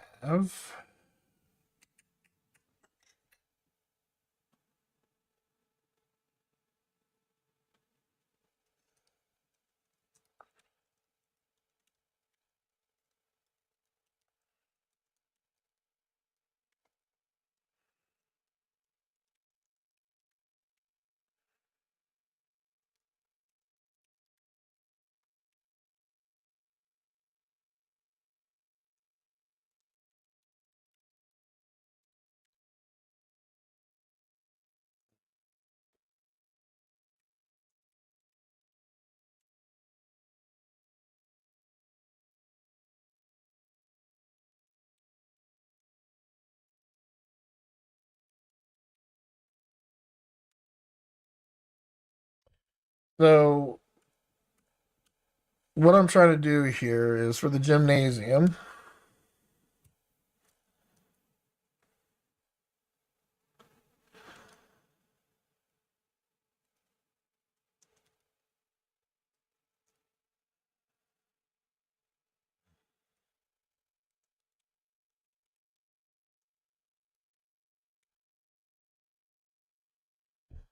So anything that's red underneath something green, that means these are systems.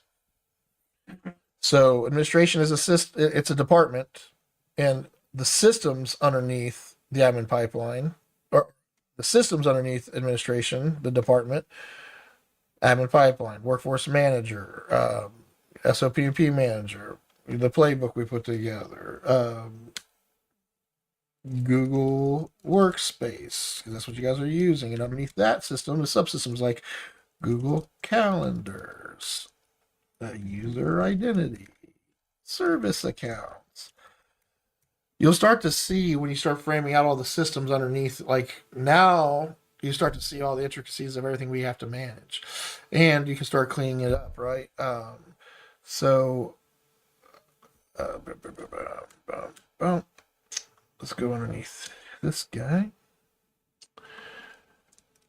Big teams.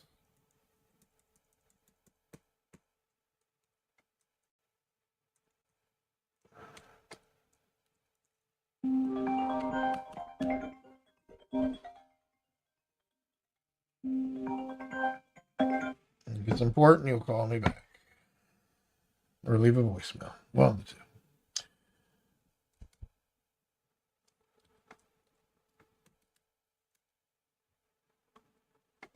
So you can start to see we have big teams underneath each one of these, like boys basketball. Nick knows he has to update big teams. He has to um, do practices. Let me do this.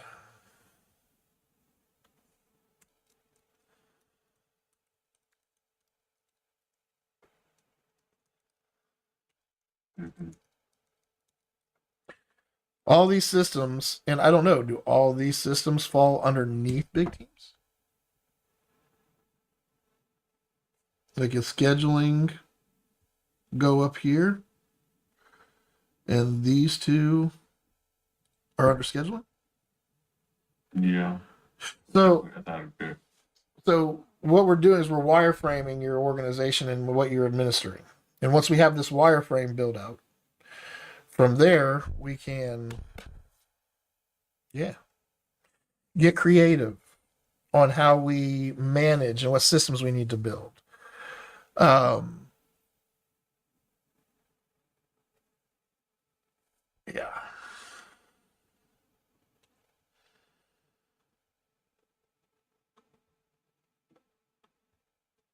To me, it's all simple, basic. Like, it's just being creative and creating a system to manage people's expectations that you're working with. Yeah. So from the root of this folder,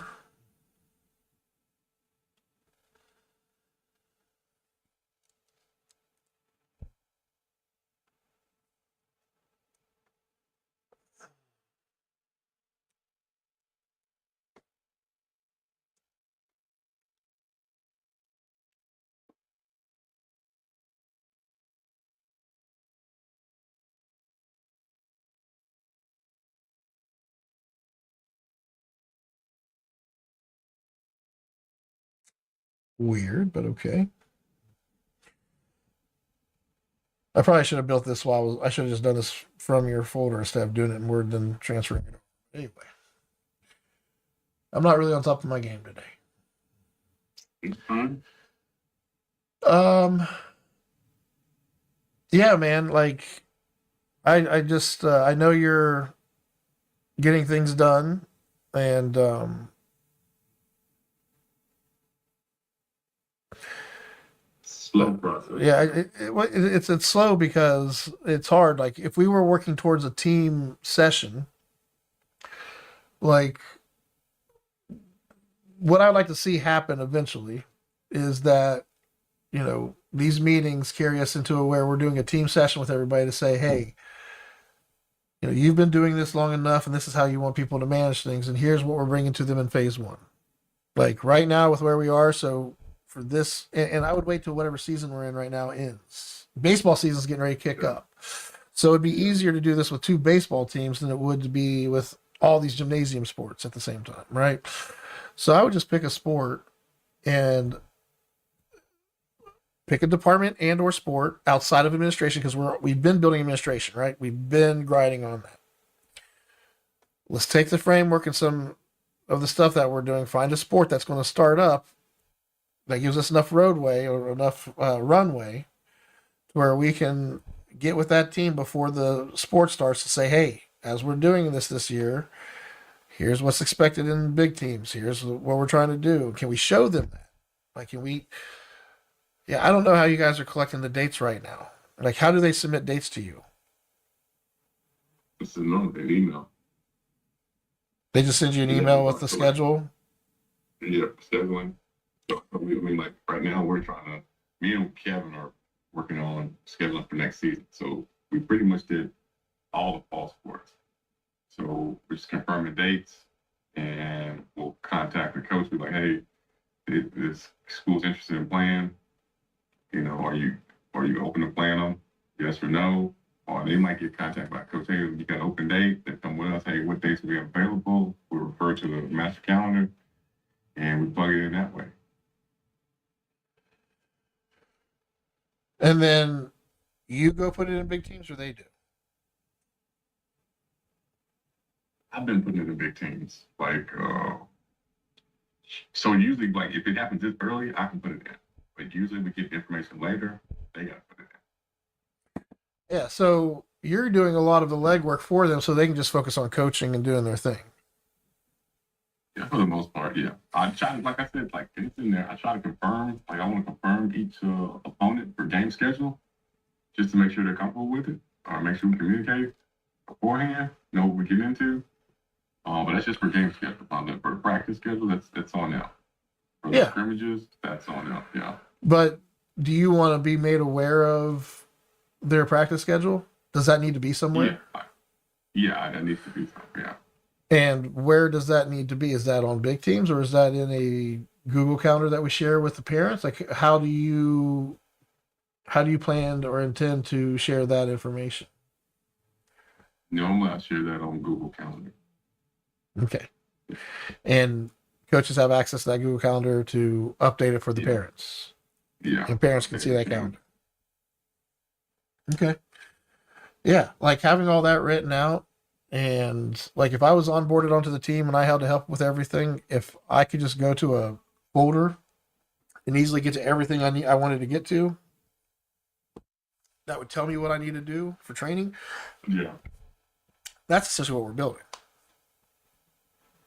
Oh man, I got a hard break at 2:30. I do too. I gotta go. But this was a good session. Okay. It was. And I'm gonna try to make sure I clear up some more stuff too when it comes to delineating that stuff that needs to be done and put it in SOP or even using this chart as far as organization. Yeah, and I want to get the admin pipeline, whatever this wireframe is. Yeah.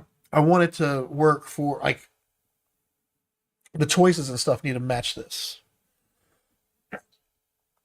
So everything we do is in this framework. So yeah, we'll talk next week. Have a good one, boss. I'm a hot fucking mess. Jesus Christ.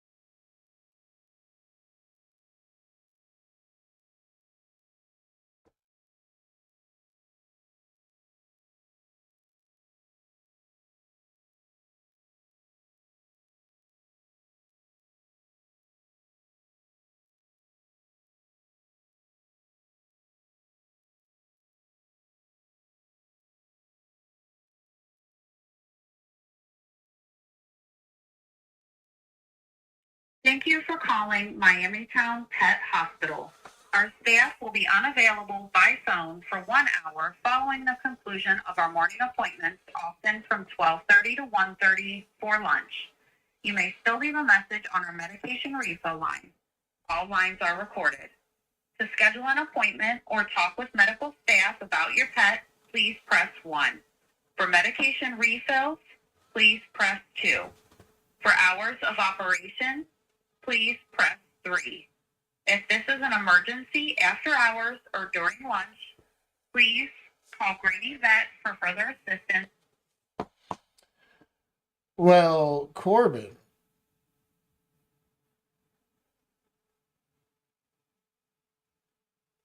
Well, Corbin.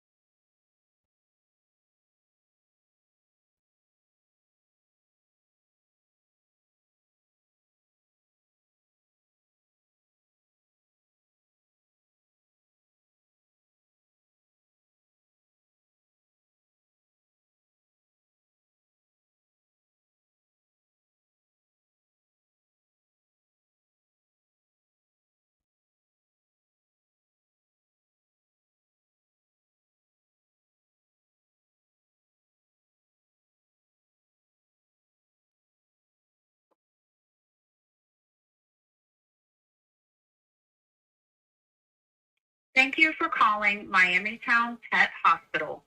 Our staff will be unavailable by phone for 1 hour following the conclusion of our morning appointments, often from 12:30 to 1:30 for lunch. You may still leave a message on our medication refill line. All lines are recorded. To schedule an appointment or talk with medical staff about your pet, please press 1. For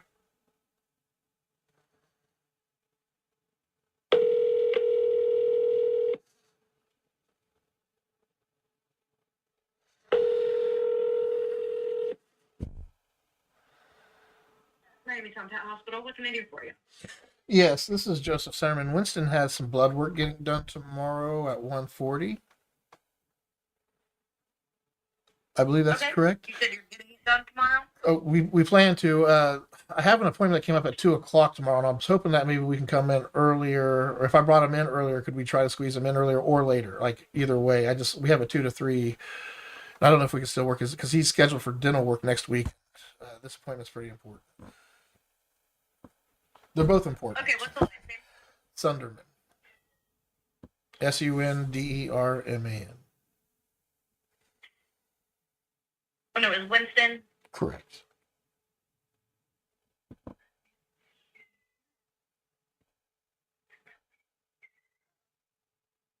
So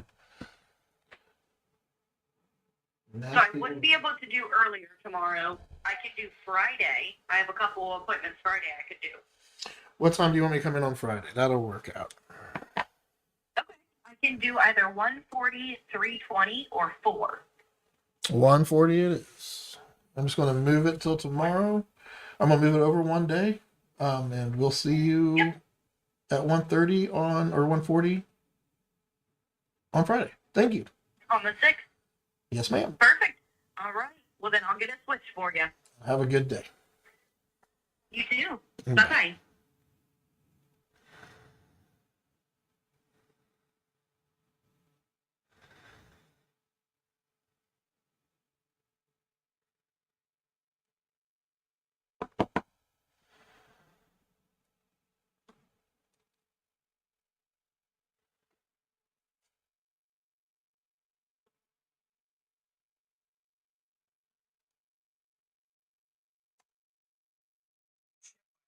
Since World War II. Like in that war. Hurry, this offer is soon. Local 12, your home for March Madness.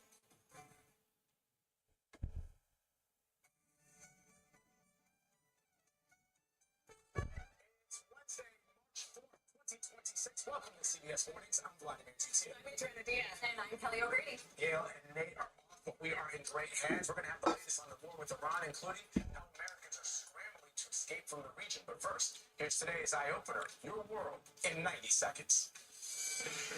The U.S. and Israel intensify strikes against Iran as President Trump defends its quickly expanding war in the Middle East.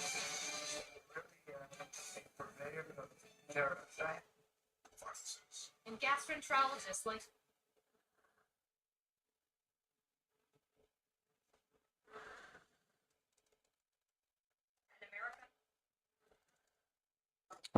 All right, I'm going to use the restroom. Then we'll get this updated. Come on, let's go.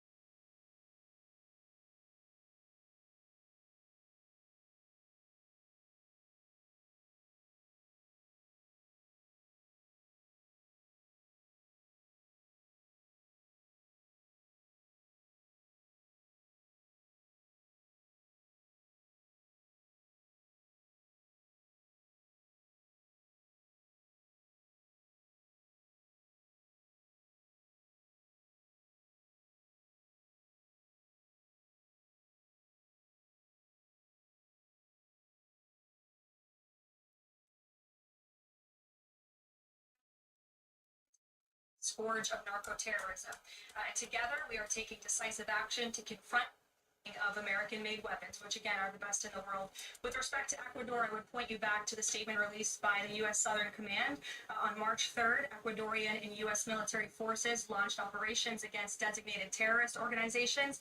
These operations are a powerful example of the commitment of partners in Latin America and the Caribbean to combat the scourge of narco-terrorism. And together, we are taking decisive action to confront narco-terrorists who have long inflicted terror, violence, and corruption on citizens throughout the hemisphere.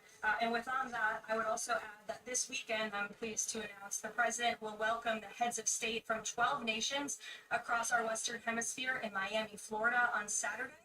The point of this newfound Latin America Summit is to promote freedom, security, and prosperity in our region. The following countries will be in attendance: Argentina, Bolivia, Chile, Costa Rica, the Dominican Republic, Ecuador, El Salvador, Honduras, Panama, Paraguay, Trinidad and Tobago, and maybe some others as well.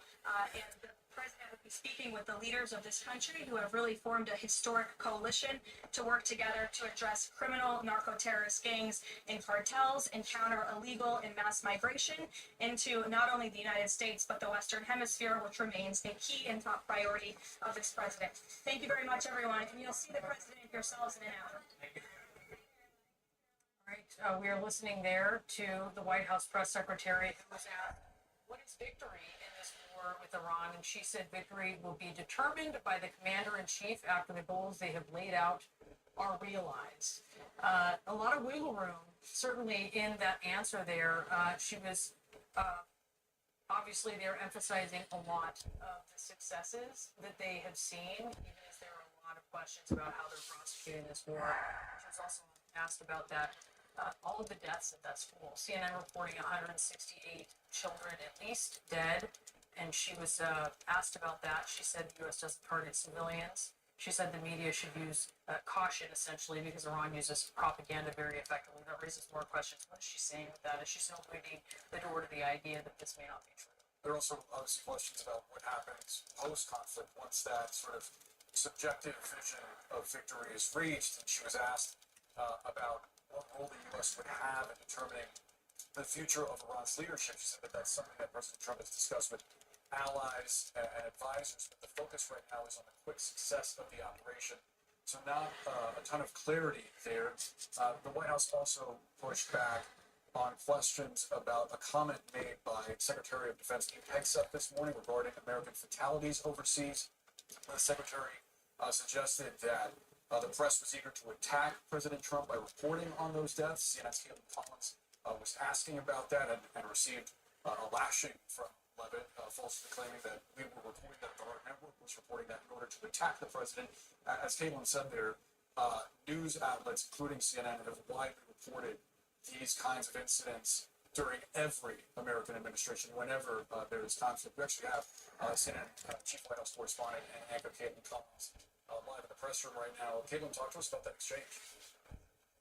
Yeah, Boris, just for anyone who missed the Pentagon press conference this morning, I would like everyone to listen to the Secretary Hegseth himself as he was providing this update on Operation Epic Fury and talking, of course, as has happened as part of this operation, the tragic deaths of those 6 U.S. service members. These are the words himself from Secretary Hegseth.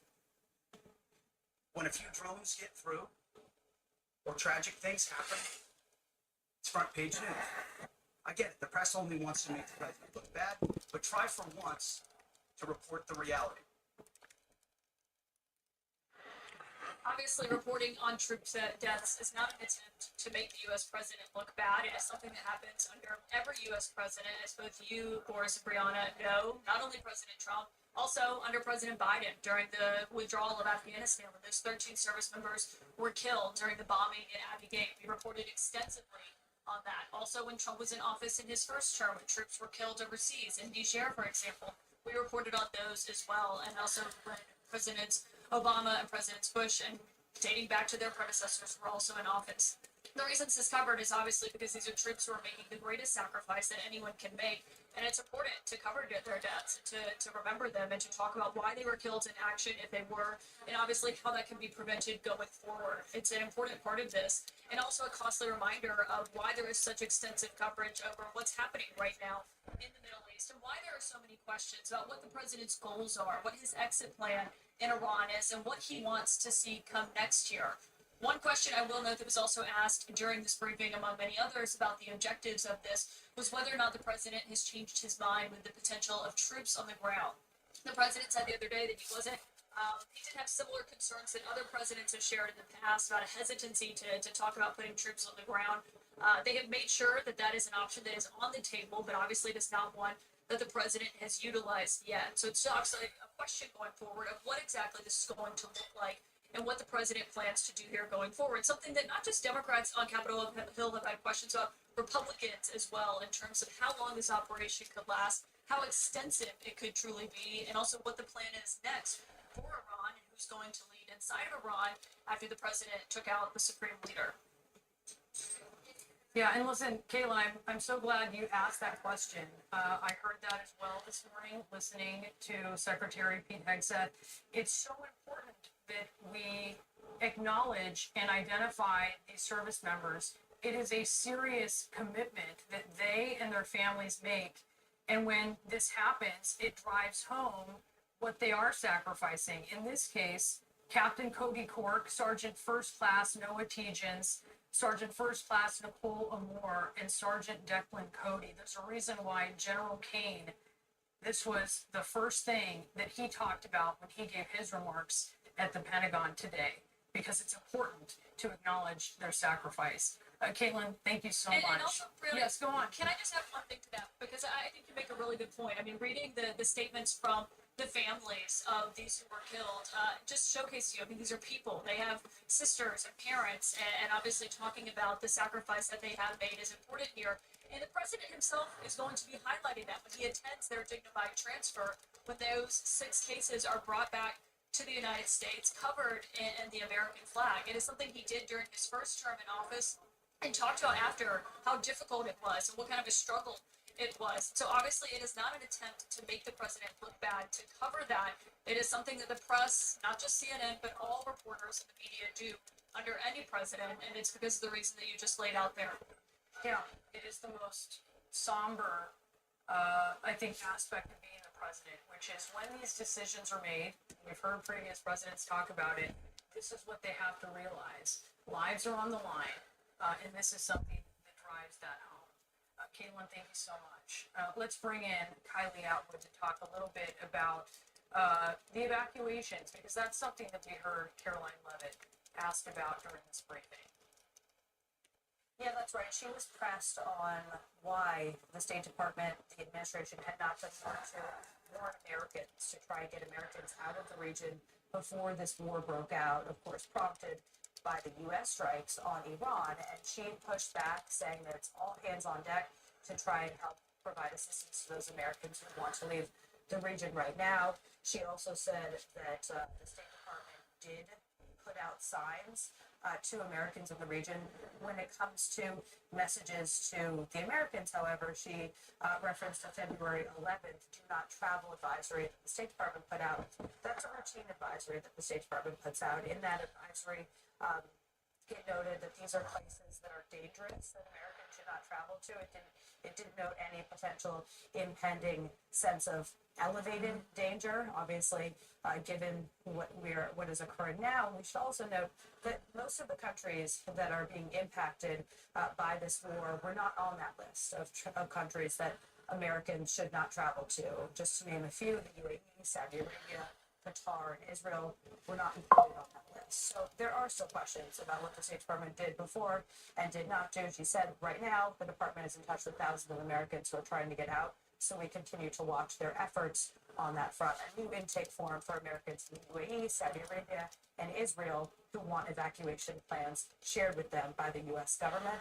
They should look to the U.S. government website to see that. Kylie, thank you so much for that update. Let's go now live to television with Aaron Burnett. Because Aaron, we've seen over the last few hours, a lot of activity, not just in the Strait of Hormuz, not just over Israel where you are, but as far as near Turkish airspace and into the Indian Ocean, near Sri Lanka as well. Yeah, I mean, the borders of this have vastly expanded. I mean, if you just take a look at the Indian Ocean all the way off the coast of India with that torpedo, that in and of itself expanding this theater beyond anything anybody could have comprehended. I'm here with Peyton Walsh, and I just want to, Nick, as we hear Caroline Levitt speaking. Okay, there were two things that stood out to us, everyone standing where we are, all right? And let's go through them. First of all, she said something about we are hours away from achieving air dominance over Iran. Now, that really stood out, everyone, to Nick and I standing here, because I think that is not what we've heard from the Defense Secretary of the United States, who obviously has a very aggressive posture, but on that, a very different timeline. Yeah, I mean, I think we correctly recall Secretary Hegseth talking about how they're about a week away from that air superiority, maybe General Kane, but that was actually a little longer than some of the feelings we've been getting from Israeli officials who've talked about air superiority possibly achieved or even closer still. I think the White House press secretary said a few hours, but look, this may be a misspeaking, this may be different versions of what you refer to as air superiority, but clearly there's a narrative now being formed that a lot of Iran's air defenses are down, and that essentially in the future the United States may have freedom to move over Iran, which could change the tone and the pace of this if they feel they have liberty to move and pick off targets as they wish going forwards. Right, and I mean, when you hear a press conference like that, there's obviously a lot of back and forth, but that stood out, the focus on air superiority, Boris and Brianna, and that could be much more imminent, at least from what the press secretary said. Another thing that stood out, there was a question, a good question, about the Supreme Leader. Has there a Supreme Leader been chosen? Now, her answer was very interesting. What he was looking for was confirmation as to whether the administration knew that happened or not. She very clearly chose to not give that confirmation. Now, whether it's because they don't know, or they do know, or they're signaling to Tehran about what they want, we both thought was very interesting. I'll say this, Nick, also in the context of last night, there were very credible reports that Ayatollah Khamenei's son had indeed been chosen. Now, obviously, we weren't able to confirm that. We have not reported that.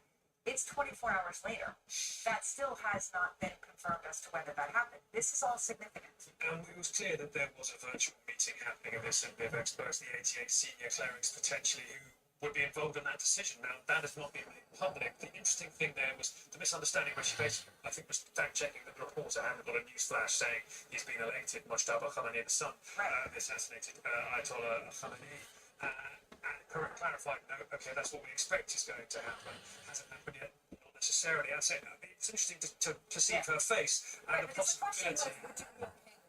And she was categorically not going to answer that. She knew that was the question, right? Yeah. She didn't want to answer it. And that could be an important telling of itself. Because we've had President Trump for some time now saying that he had an indication who he thought it was going to be and he wasn't going to say. And so this process has ticked along with the United States clearly having obviously a massive interest in it, but also seeming to have some kind of inside track on it. So this is speculation here, but are we looking at a process here where there is other motion perhaps happening in which this key announcement, if it succeeds, Mojtaba Khamenei is a dynamic factor within these processes. Remember too, we have seen these two interesting developments today as well diplomatically, where the Iranian foreign minister has reached out to his Qatari counterpart to have a discussion in which he essentially seems to have said, sorry, the attacks on your country were trying to hit US bases, and was told that simply isn't a good enough explanation. But he also, this morning, spoke to his French counterpart, Jean-Noël Barrot, and now we've just learned that Emmanuel Macron, the French president, has spoken to Prime Minister Benjamin Netanyahu of Israel here.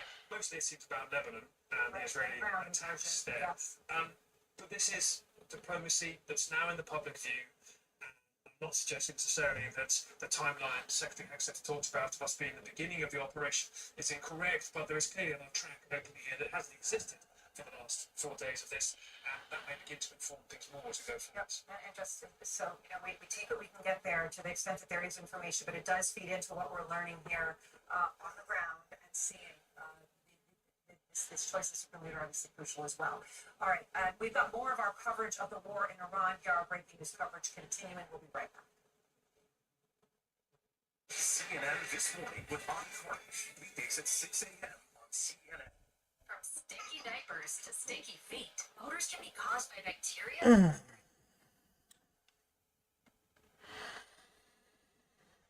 Okay.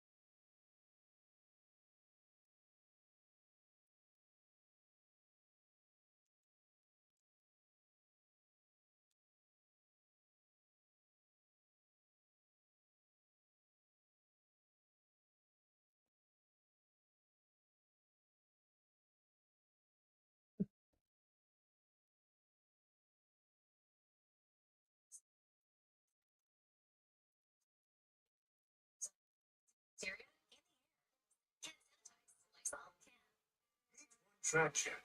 He's a credit record. He doesn't know that by focusing on one type of credit, he can down if you like one-track Jack. Learn how to avoid the records at creditrecords.com. Credit one value for what's ahead. Arthritis causes pain in your joints. Unlike pills, Voltaren gentleness applies at the site of pain, penetrating deep through the skin to the joint, reducing intense pain caused by inflammation so you can move more freely. Voltaren, clinically proven long-lasting arthritis pain relief. We fill this place with life. The life keeps growing. Saying goodbye should be the hardest part. With Open Door, get an all-cash offer therapy in 24 hours. Live the near future with Open Door. Y'all have been working so hard since we opened the store. So I wanted to take a beat to unplug. Great idea. I'll unplug the internet. Not the internet, Ellie. Our minds. Either way, our AT&T Business Fiber comes with 5G backup. It keeps us connected even during network disruptions. Remember the time Reed rented that excavator and cut the internet to the entire neighborhood? That was funny. But I almost died. Don't be so dramatic. Hey, is anybody working here? Known for building special bombs, no one wants to be known for cancer, but a treatment can be. Keytruda is an immunotherapy known to treat cancer.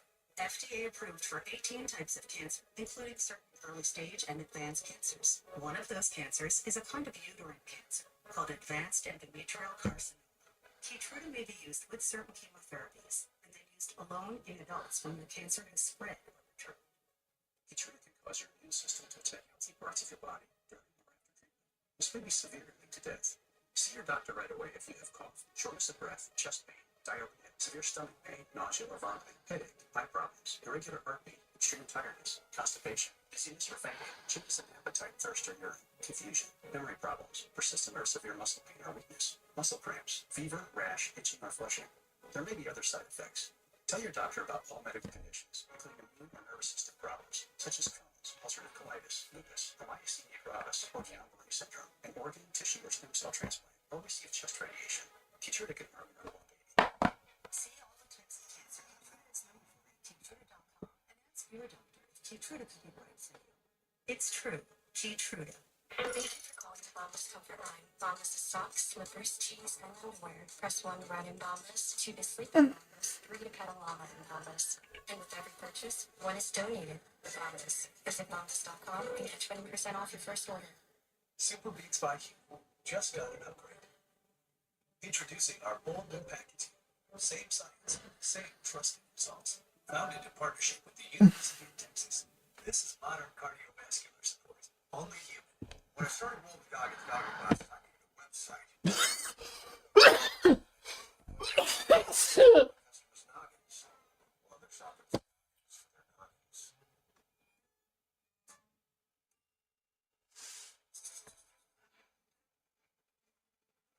Oh, but you need new Paragontax Gum Strengthen and Protect with hyaluronic acid. It strengthens the gum seal for long-lasting gum protection.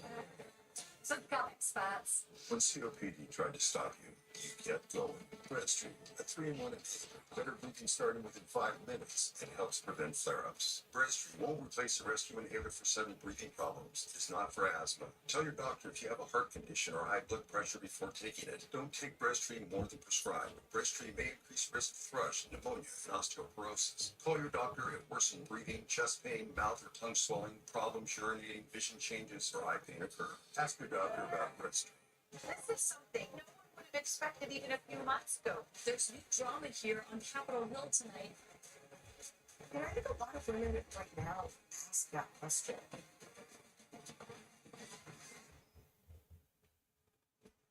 White House press secretary just moments ago addressing a key question on the timing of President Trump's attacks on Iran. According to Axios, the decision came after a phone call from Prime Minister Netanyahu, who shared information on the location of the Ayatollah and his deputies. Here is Caroline Levitt's response. I think the president, prior to that phone call, had a good feeling that the Iranian regime was going to strike the United States assets and our personnel in the region. She said he had a feeling, notably did not say the president had intel that Iran was going to launch any strikes. The Senate voting this afternoon on a war powers measure to limit President Trump's authority to continue military strikes without congressional approval. The House is set to hold a similar vote tomorrow.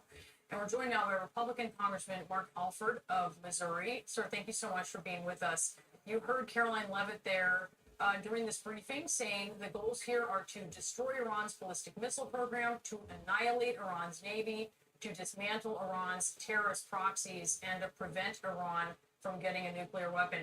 How do you achieve those goals without regime change and or long-term U.S. presence with U.S. boots on the ground in Iran?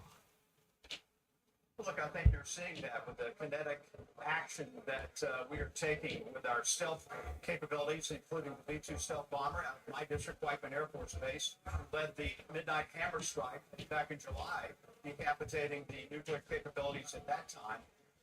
As you've been talking about on your air, the air defenses are being decimated as well. That's going to give us the ability to go in now with fighters that do not have stealth capability to further strike Iran and strike them very hard.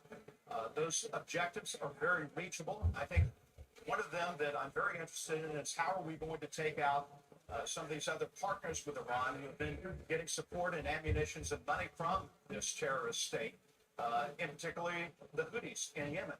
The B-2 stealth bomber struck them as well deep, took out some of their munitions last year. We have got to make sure that not just the head of this snake, the head of this octopus, as some would say, has been decapitated, but the tentacles as well.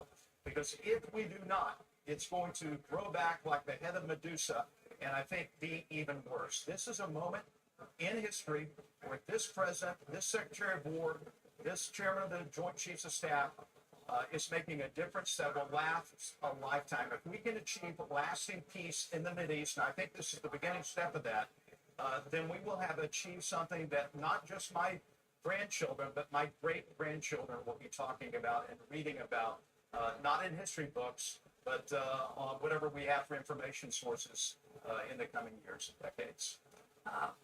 Hopefully there are still books. Secretary Hegseth said Iran cannot outlast the U.S. I wonder if you have any concerns. Those could be some kind of famous words that were said there. You've seen insurgencies in the Middle East. You've seen insurgencies in Afghanistan. Do you worry that America has not learned a lesson about that? I'm sorry, it's kind of hard to hear in statutory here. There's a lot of reverberation. I will say this, and I didn't hear your question quite clearly. Well, let me try to restate it for you, and just touch your IFB earpiece, and hopefully it will be a little louder. So, Secretary Hegseth said that Iran cannot outlast the U.S. I wonder if you have concerns about that. We have seen U.S. involvement in other conflicts where, I mean, that is entirely what happened, that the U.S. was outlasted. Listen, Brianna, this is not Iraq. This is not Afghanistan. We have the kinetic capabilities, the stealth capabilities, the munitions, the counter drone technology that we did not have back then, and the experience and the knowledge that we have learned from the illicit war from Russia on Ukraine, the knowledge that we've gained from that. We are using this technology, and that's why the president took this decision to strike before we were struck. There was an imminent threat of danger. The development of intercontinental ballistic missiles by Iran, the largest sponsor of terrorism, Islamic terrorism in the world, who has continued to be a bully, continued to be an enemy, who has sworn war and sworn the death of Americans and the death of Jews all over the world. We've got to make sure that we do outlast Iran. That is going to mean, I think, I'm on the Appropriations Committee, and we will be looking at a supplemental package. That'll be up to our Appropriations Chair, Tom Cole, certainly, and Ken Calvert, who's the chair of the Defense Appropriations Subcommittee. But we've got to make sure that the prime contractors, defense contractors, I talked to two today, that we are rebuilding our arsenal, that we have the capabilities to outlast Iran. I believe that we do at this point. They sent to their neighbors, and They have gone from some 100 missiles a day now down to 20. So they are reducing their stockpile faster than they can reload. And we will have the technology, we will have the fighters, we will have the will, and we will have the aptitude to kill this octopus. And what about Congress's involvement here? You've seen the utility and said that it has empowered Congress in the past when it came to congressional authorization for the use of military force. Do you see the utility of that in this case?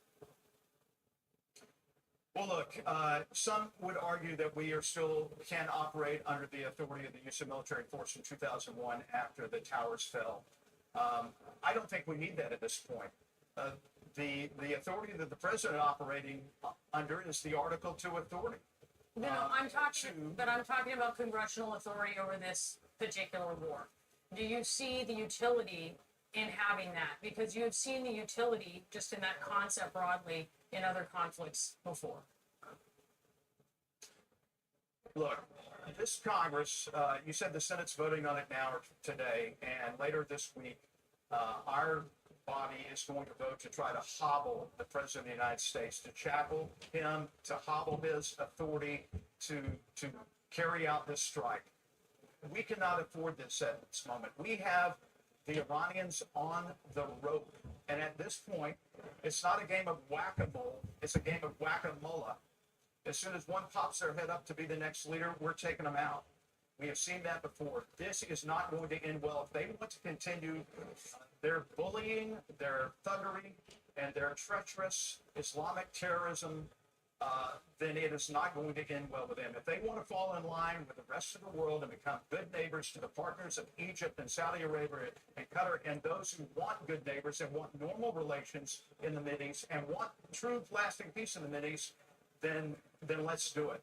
I think anyone who would agree to that would be able to stay in power. But if you're going to continue to torture your own citizens, to behead your own citizens, to throw acid in the face of your own citizens, just think what they would do to us if they were able to retain power. We cannot afford to let that go on. We have them on the ropes. It's time to finish them off. Congressman Mark Alford, thank you so much for being with us. And ahead on CNN News Central, we'll have more of our coverage of the war in Iran. We're going to discuss the military situation here with retired Brigadier General Mark Himmett. Stay with us.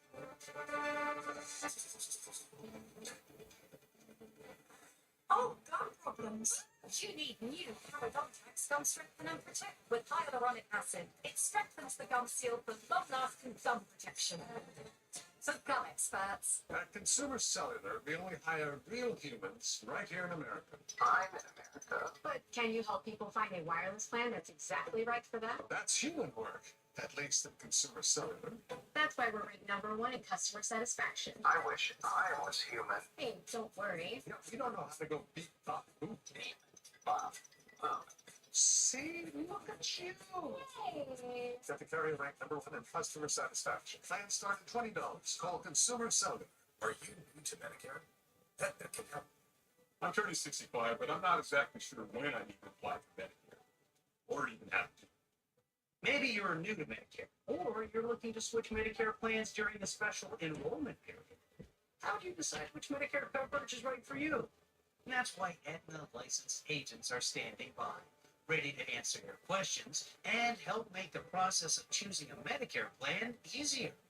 If you are turning 65, you may qualify for the Medicare initial enrollment period, which is the 3 months before, the month of, and the 3 months after the month of your 65th birthday.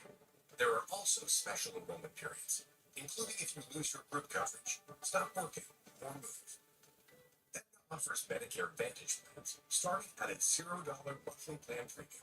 So call for your free Medicare coverage assessment today. Call 1-844-514-7579. Anybody who is struggling with alcohol should try Or Health. Within a week, the cravings were completely gone. Or Health's safe, science fact, and it works. I couldn't believe how easy it was. Alcohol doesn't run my life anymore. Text TV to 710-710 to learn. Learn more about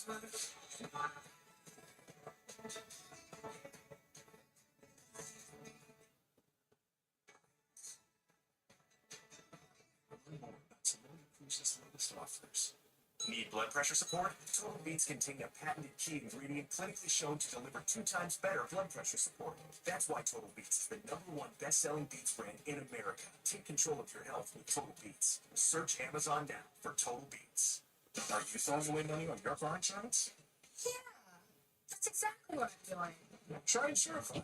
We help you compare quotes and save half on your car insurance. I like it when things are convenient and save me lots of money. Go to Insurify.com and save up to $1,000 a year on your car insurance. Arthritis causes pain in your joints. Unlike pills, Voltaren gel is applied to the site of pain, penetrating deep through the skin to the joint, reducing intense pain caused by inflammation so you can move more freely. Voltaren, clinically proven, long-lasting arthritis pain relief. Is this the episode of the breakup? We can't agree on the house. You don't need Realtor.com. With over 500,000 new listings every month, you could find one today. Yeah, better put a key ring on it. Realtor.com. Are you looking at 4x4s on cars.com again? I honestly don't know what you're talking about. I was thinking of something more sophisticated. Oh, hi. Keep the beard. Cars.com. Where to next? Adobe Acrobat Studio, your team's home-based collaborate. Within a shared media space, you got your docs, your plans, your specs, and then your what's next. The don't continue works and updating random. The difference design, the pretend. When somebody wonders what's the next step, AI helps you bring some rest. You can do that tonight.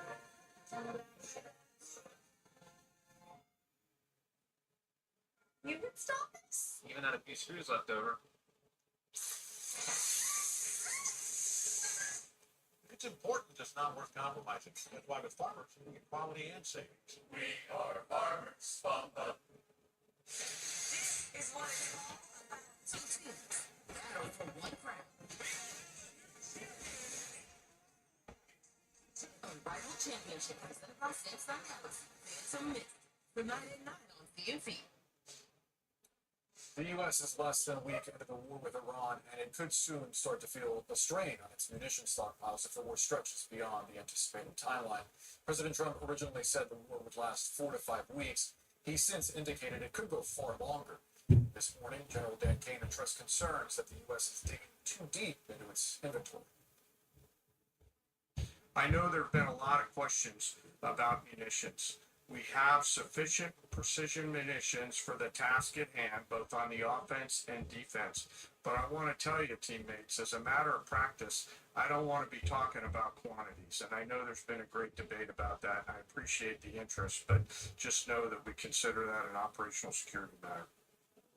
If there is eventually a strain on munitions, the U.S. would have to prioritize which targets from Iran to intercept.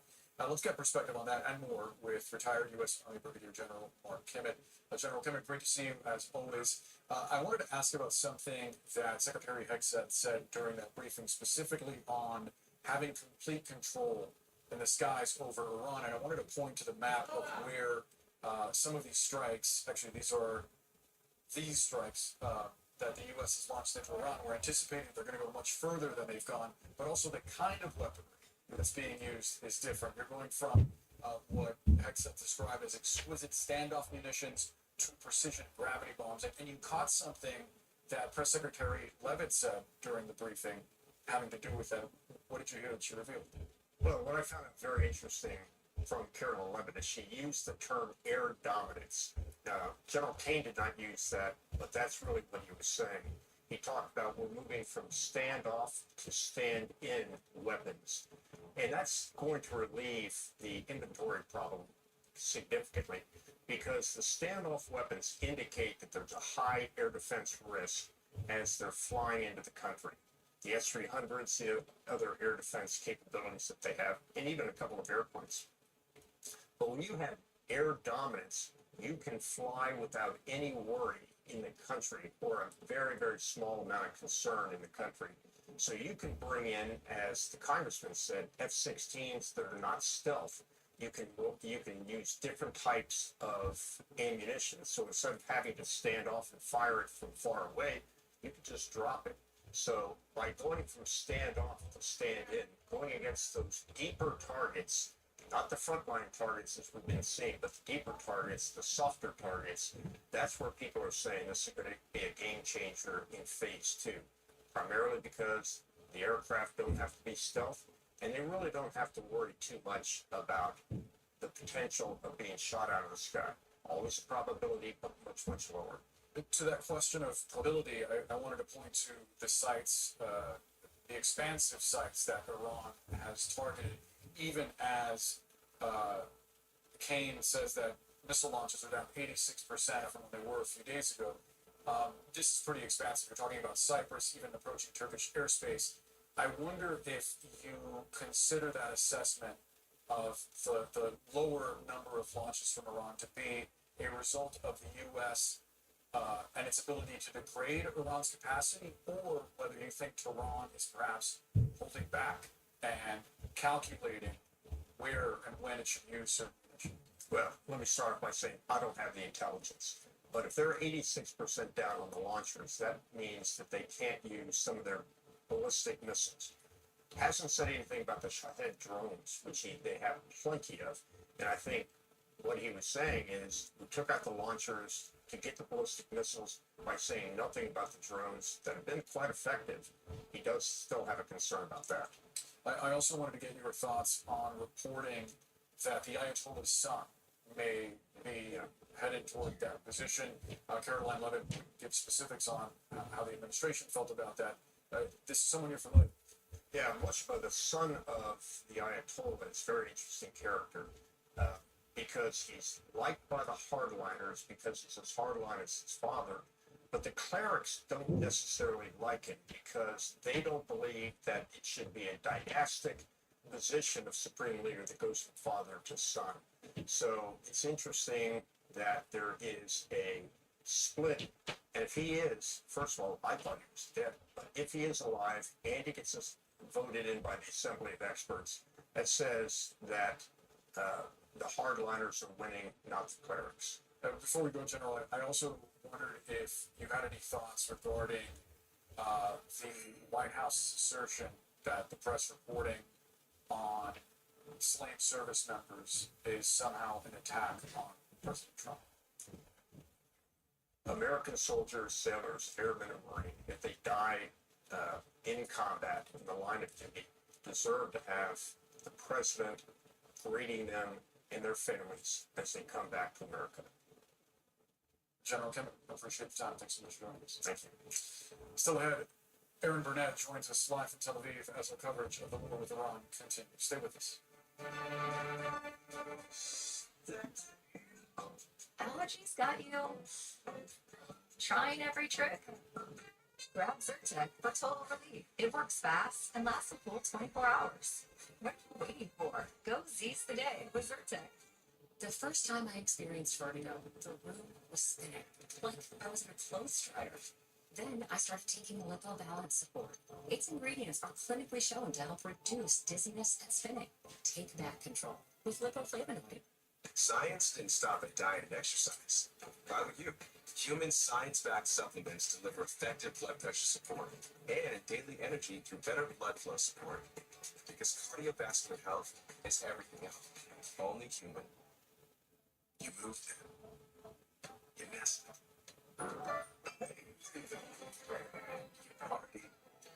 You come. You egg rolls. You slept in. Or tried to. And you kept growing. Now it's time for the next chapter. With Open Door, get an all-cash offer for your home in 24 hours. Saying goodbye should be the hardest part. Move into your future with Open Door.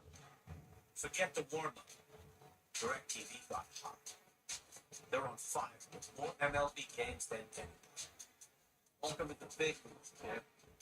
How old are you? Get new floors during Empire Today's gigantic 75% off sale. That's carpet, hardwood, tile, and vinyl. 75% off. Schedule now. Today. Oh, got problems. You need new Parodontax Gum Strengthen and Protect with hyaluronic acid. It strengthens the gum seal for long-lasting gum protection. For gum experts. Have you ever felt so sluggish that it was like you were stuck in your chair? Like you didn't feel energetic enough for even routine activity? I've been there. And as a doctor, I knew this could be a sign that my digestive system wasn't working at its best. So I followed the same advice I give my patients and started taking Metamucil fiber every day. Metamucil is the only leaf bread with plant-based psyllium fiber that gels to help trap and remove waste, so you can feel lighter in as little as 14 days. After trying it for 2 weeks, I decided to keep taking Metamucil every day to help meet my health goals. Metamucil psyllium fiber also helps curb cravings between meals, helps lower cholesterol to support heart health, and helps maintain healthy blood sugar levels. That's why Metamucil is the #1 fiber brand recommended by doctors, pharmacists, and gastroenterologists like me. Metamucil. Digestive health starts here. Scan to shop or visit these fine retailers today.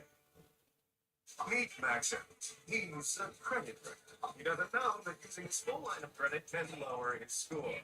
Don't be like Max Out. Learn how to avoid the records at creditrecords.com. Credit one thing for what's ahead. Arthritis causes pain in your joints. Unlike pills, Voltaren gel is applied to the site of pain, penetrating deep through the skin to the joint, reducing intense pain caused by inflammation so you can move more freely. Voltaren, clinically proven long-lasting arthritis pain relief. Bet you can't run it fast as T-Mobile. Bet you I can. You better pick it up, because T-Mobile will now have the fastest 5G home internet. Watch this. T-Mobile now has the fastest 5G home internet. It's $30 a month. The cold truth is, you can't work from home when you're sick. You need fast relief. Alka-Seltzer Plus Day Cold and Flu Liquid Gels burst into action, relieving your cold and flu symptoms fast. Nothing works faster. Alka-Seltzer Plus. Closed captioning brought to you by mesobook.com. If you or a loved one have mesothelioma, we'll send you a free book to answer questions you may have. Call now, and we'll come to you. 800-214-4000. All right, welcome back to our breaking coverage of the war with Iran here in the Middle East. I'm Aaron Burnett, standing in Tel Aviv tonight. And just moments ago, you heard the press secretary, Caroline Levitt. She gave an extensive press conference in which she said U.S. forces should have, in her words, complete and total dominance over Iranian airspace.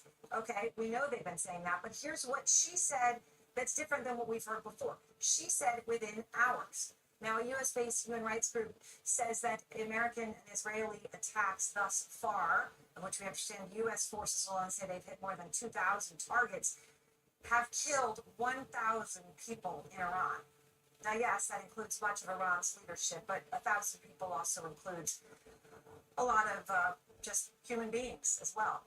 And last hour, the White House press secretary said that we'll have to, quote, wait and see who the next Supreme Leader will be, which appeared to be pretty clearly, from listening to it, a very artful dodge of trying to not answer that question, which could be significant as we're waiting. It's been 24 hours now since perhaps there may have been a decision made on that in Iran, with meetings of clerics, and we don't yet know what the outcome of that is.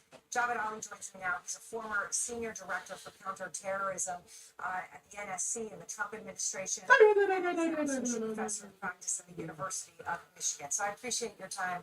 Javed, let me just ask you here, first of all, starting with this crucial question of air dominance. Okay, because everything in terms of whether there is going to be any sort of a resolution here, as opposed to increasing escalation, could come down to that. We've understood that Secretary Pete Hegseth has indicated that that's days. I love you so much. You're so cute. Oh my The press secretary just said that there'll be hours over Iran in terms of U.S. and Israeli forces. So, what do you think things stand? And does that difference in what we're hearing? I mean, do you think someone's misspeaking, or do you think they're actually close to air dominance? So, Aaron, nice to be with you. And even whether air dominance is the right term or not, I think what we've seen over the past 5 days is that Israel and the United States combined to manage to carry out an operation that has involved thousands of missions against hundreds of targets. That number could be even higher than that ballpark figure. So whether it's actual air dominance from a military perspective, not sure, but the U.S. and Israel control the skies right now, and this kind of air campaign can go on for quite some period of time.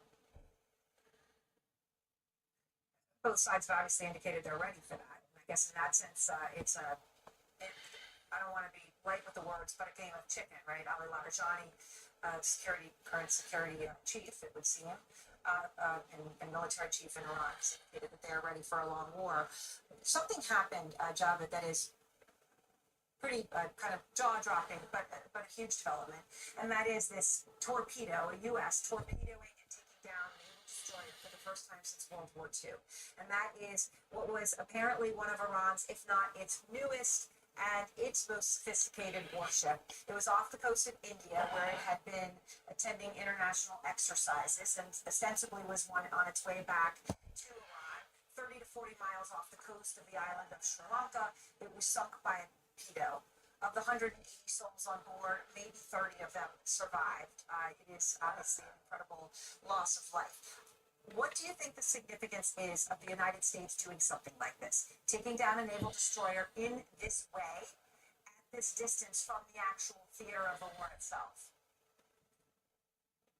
Well, I think it shows that the U.S. has this very broad conception of where they potentially and will conduct military operations against Iranian military targets. Now, this one was a significant distance, obviously, in the Indian Ocean, but there still must have been a legal justification for the Navy to track that ship and then fire upon it. I don't know if there's a warning, probably not, a warning given before, but the Iranian Navy has always been institutionally relatively weak within the broader scope of the Iranian military. So as we've heard that about 20 ships or so have been sunk, we're getting close to the total of the Iranian naval capability, and it wasn't that big of a operational threat to begin with. No, and I know they had said last night they had some 17 ships, so I suppose this would be 18, but as you pointed, they only had 20.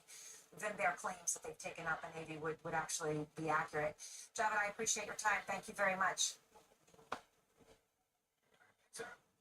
Javed Ali, as I said, former in the NSC for the prior Trump administration. And ahead, sources tied to President Trump are worried that the longer this goes on, the bigger the political risks of this could be. We'll be right back with our breaking coverage here from the Middle East.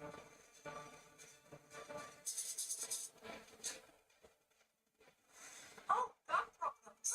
You need new Parodontax Gum Strengthen and Protect with hyaluronic acid. It strengthens the gum seal for long-lasting gum protection. So gum experts. What do people want from a Medicare Advantage plan? Let's find out. I want a $0 monthly premium. I take a lot of medications, so I need prescription drug coverage. If you would like help making an informed decision about your Medicare coverage, Aetna licensed agents are standing by, ready to help you find health coverage that meets your needs. If you are turning 65, you may qualify for Medicare's initial enrollment period, which is the 3 months before, the month of, and the 3 months after the month of your 65th birthday. You are not automatically enrolled in a Medicare Advantage plan. Aetna has Medicare Advantage plans with monthly plan premiums starting at $0. Plans may also include prescription drug coverage, dental, vision, and hearing coverage, a fitness membership, and more. To find out if an Aetna Medicare Advantage plan is right for you, call now to speak with a licensed Aetna agent. Call 1-844-514-6832 to find out if you qualify for Medicare coverage. Total B, America's best-selling Beats brand, is available at Walmart. Beats blood pressure support soft chews contain a key ingredient clinically shown to deliver 2 times better blood pressure support. Take control of your health. Head to Walmart and get Total Beats blood pressure support soft chews today. Doggo Wax. Doggo Wax liquid gel reactivates your natural gut rhythm overnight for relief that feels amazing. Doggo Wax liquid gel. Forget the warm-up. DirecTV.com. They're on 5 more MLB games than ever. Welcome to the big.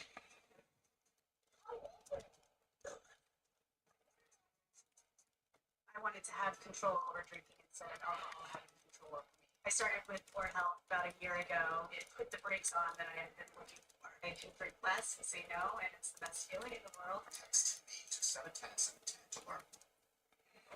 Arthritis causes pain in your joints. Unlike pills, Voltaren gel is applied to the site of pain, penetrating deep through the skin to the joint, reducing intense pain caused by inflammation so you can move more freely. Voltaren, clinically proven long-lasting arthritis pain. Okay, in there? Consumer cellular notes, there are a lot of homes flying around, but they slip away too fast. We don't play games. What you see is what you get. No hot air, just plans starting at $20. Bet you're glad you wore cargo pants. It's cargo pants in all those pockets. See how we can cut your bills. Plans start at just $20. Consumer cellular. That was initially. Your upgraded breakfast like that. Thank you so much.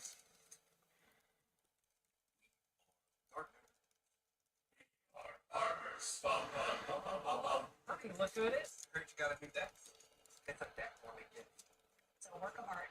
Knock, knock. Hi, neighbor. Happy deck warming. Thanks, boss. Brought you a deck for me, kid.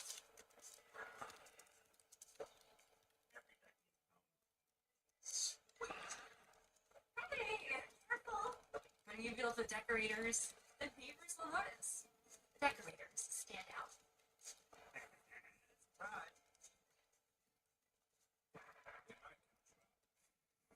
You might doubt. The only way to prove them wrong is to keep trying.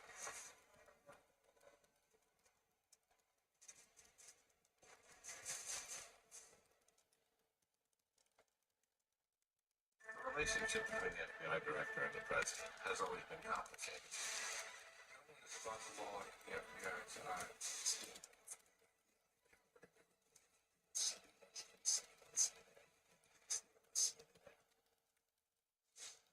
Just days into the U.S. assault on Iran, and sources tell CNN that many around President Trump are already itching to get out. According to several people familiar with the matter, the U.S. strikes have stoked fears among Trump's aides and advisors about the political fallout of being in a prolonged war with little buy-in from the public. One Trump advisor actually told CNN, quote, "It's a political risk. No ands, ifs, or buts." That person added, "Let's just hope something doesn't go really wrong, because if that happens, it's going to be a problem." Joining us now is CNN Chief Political Analyst David Axelrod. He served as Senior Advisor for former President Obama. David, great to see you as always. The early polling has shown you that everyday Republicans seem to be backing the war, but do you imagine that there might be a tipping point that if, as this advisor says, things go wrong, MAGA could be divided over this? Yeah, I'm not sure that that is a huge insight. That's the nature of this. It was very risky to go in. Wars are easy to start. It's hard to control what happens once you do, and it's hard to figure out how to end it, particularly if the goal isn't clear. So yeah, I think there's risk, and there's been risk from the beginning because this wasn't something Americans yearned for. They really wanted to focus on the home front, particularly on the economy, and everything that steals attention away from that, I think, is a political liability. So I hope that this ends in a positive way for the people of Iran and the region and the world. But there are no guarantees here, and that's very new. And what about his articulation of the message, or lack thereof, appealing to the American people and making the case for this? Yeah, well, obviously that hasn't, when you have shifting rationales and the war happens before you've settled on one and really sold the case, you're behind the eight ball in terms of making, having it sink in with the American people in a way that's going to be effective. So this has not been a triumph of communication for the president or the White House, and it's such a deadly serious enterprise that it's surprising they hadn't thought this through on the front end, and it seems like they're improvising now. So we'll see. But yeah, there are tremendous political risks associated with it. Not as big as the risks that our service people are enduring there and Americans who are stranded, but the risks are great. Democrats in Congress are pushing this More Powers resolution. CNN's Maharaj asked Jeffries about the argument by some Republicans that then President Obama authorized U.S. military intervention in Libya without the approval of Congress. And Jeffries asked, why are the Republicans always obsessed with trying to look back? prior Democratic administrations. What do you make of his answer? Look, I think that's a fair question to ask. I don't think that President Obama declared war on, which is what President Trump has done, and this has been a thing that's been brewing over administrations and decades, the whole debate over the War Powers Act. It's just that this president has been so aggressive at using military force that it's come to a boil here, Boris, and I expect that this is going to continue to be a big debate. Americans want to know what's going on, and they want Congress to know what's going on. What about Democrats and their messaging on this? Obviously, no love lost for the Ayatollah, and we're in early days here, so it's really hard to know exactly what the outcome is here, because there are many cautionary tales that raise a lot of questions about how this could end up. What would you say to them? I would say to make clear that priority number one is the safety of American troops and American citizens, and hopefully a better life for people in Iran, if that's possible at the end of this, and that no one should be rooting for failure. Although it's helpful to know what the goal is, to know when you've reached success. But too often in politics, and this both parties are guilty of this, we look to weaponize problems rather than solving them. And in this case, I think you have to be careful to be responsive to people's concerns, but also not to appear to be rooting for political failure. David Axelrod, great to get your perspective. Thanks so much for being with us. Our breaking news continues with a new hour of CNN Central after a quick break. Allergies got you trying every trick? Grab Zyrtec for total relief. It works fast and lasts a full 24 hours. What are you waiting for? Go seize the day with Zyrtec. Get new floors during Empire Today's gigantic 75% off sale. That's carpet, hardwood, tile, and vinyl. 75% off. Schedule now. 800-588-2300. Empire Today. Down, up, right, left, inside, out. Sometimes what makes sense from nonsense. Go beyond the headlines. A trusted global inspector. Know which way's up. Take Airborne. It'll help fill those holes your immune system may have. Holes. Take care. It gives you 7 key immune supporting nutrients, including vitamin C, D, and zinc. It's our most complete support yet. When I started Multi-Goggins goggle glasses, I needed a website. If you go to Hero, you say I to make a beautiful website so fast it'll blow my customers' noggins. While they're shopping for Goggins for their noggins. Meet Miss Bailey. She's a credit record. She doesn't know that missing a monthly payment can stay on her credit report for up to 7 years. Don't be like Miss Payment. Learn how to avoid the records at creditrecords.com. Forget the warm-up. DirecTV got hot. They're on fire with more MLB games than anyone. Welcome to the big leagues, kid. How old are you? Arthritis causes pain in your joints. Unlike pills, Voltaren gel is applied to the site of pain, penetrating deep through the skin to the joint, reducing intense pain caused by inflammation so you can move more freely. Voltaren, clinically proven long-lasting arthritis pain relief. We fill this place with life.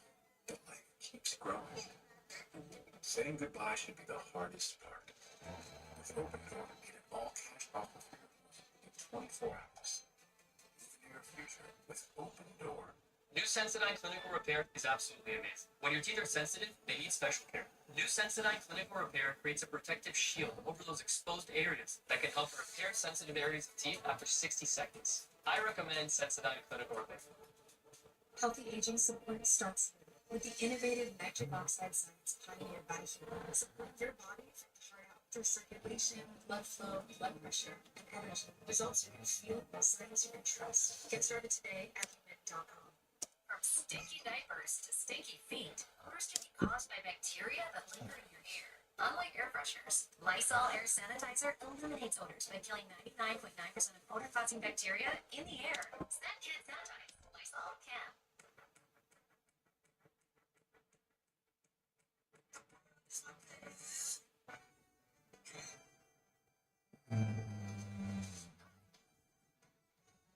Bet365, hang out before the final buzzer.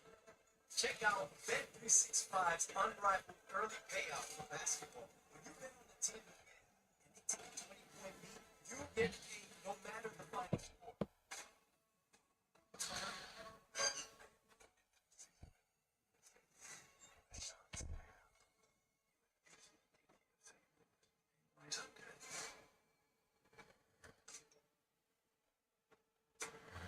No more drugs, cold medicine. I want you to feel better.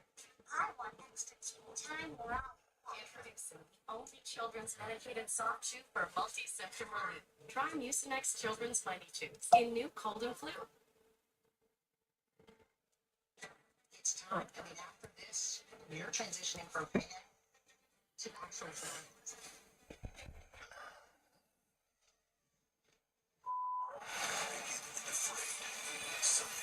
One discovery. Closed caption is brought to you by Soccer. Mesothelioma victims. $30 billion in trust money has been set aside. You may be entitled to a portion of that money. Call 1-800-859-2400. That's 1-800-859-2400. This is CNN News.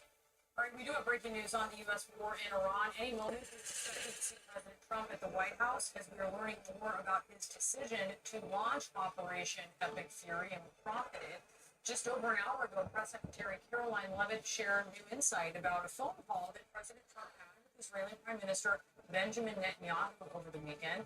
Leavitt said President Trump, quote, had a good feeling Iran was planning to attack U.S. assets and military personnel in the region before the president took that call. As the fighting intensifies and spreads across the region, Leavitt also announced the U.S. expects to have complete and total dominance over Iranian airspace in the coming hours. Earlier, Defense Secretary Pete Hegseth suggested that could take days. We're also learning the president will attempt a dignified transfer for 6 American service members killed in Kuwait. 4 of them have been identified, including a mom who was just days away from coming home.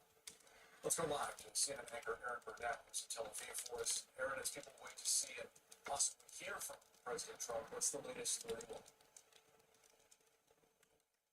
All right, so we're obviously seeing incoming strikes throughout the day, but what we're also learning is that Israeli forces and U.S. forces right now, they say, are intensifying and accelerating their attacks on Iran, as well as the now ground war taking place to the north of where we are, between Israeli forces and Hezbollah forces in southern Lebanon. We also are understanding from the U.S. Human Rights Group just the toll of this. We do talk about those 6 American service members and that mom who was going to be going home to her 9-year-old daughter in just days. It is obviously incredibly difficult to hear and to see images when we start to find out each of the stories of these individual soldiers. The death toll is rising. It is rising here. There has been death in multiple countries and in Iran. The U.S.-based Human Rights Group now estimates over 1,000 people have been killed in the U.S. and Israeli strikes against Iran, obviously including many in senior Iranian government leadership, and now perhaps 150 or more off of that one ship, but also civilians. I want to go to Clarissa Ward because one of the things we've been reporting on, and Clarissa has done so much reporting on in Erbil, Iraq, in Iraqi Kurdistan, is this effort by the CIA perhaps to encourage an insurgency, both of armed Kurds who could go over the border and also Iranian Kurds who are inside Iran in the northwest corner who might be ready to stage some sort of an uprising of a sort. I mean, that's what the reporting is. I know, Clarissa, that you've been breaking. And I know you've had a chance to speak to a senior Kurdish regional government official. I mean, this is a crucial story. What are you learning from them?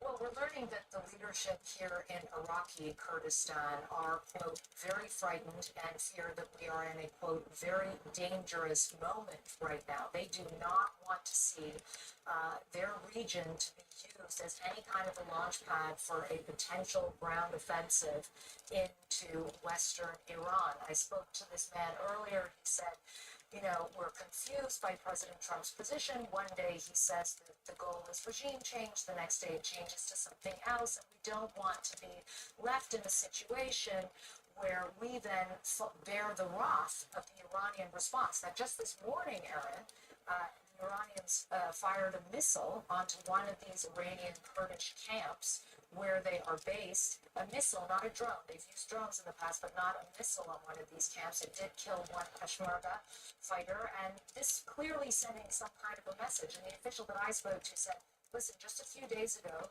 the Iranians told us on the phone that if there is any fighter who crosses that border and goes into Iran, it is Iraqi Kurdistan that will pay the price for that.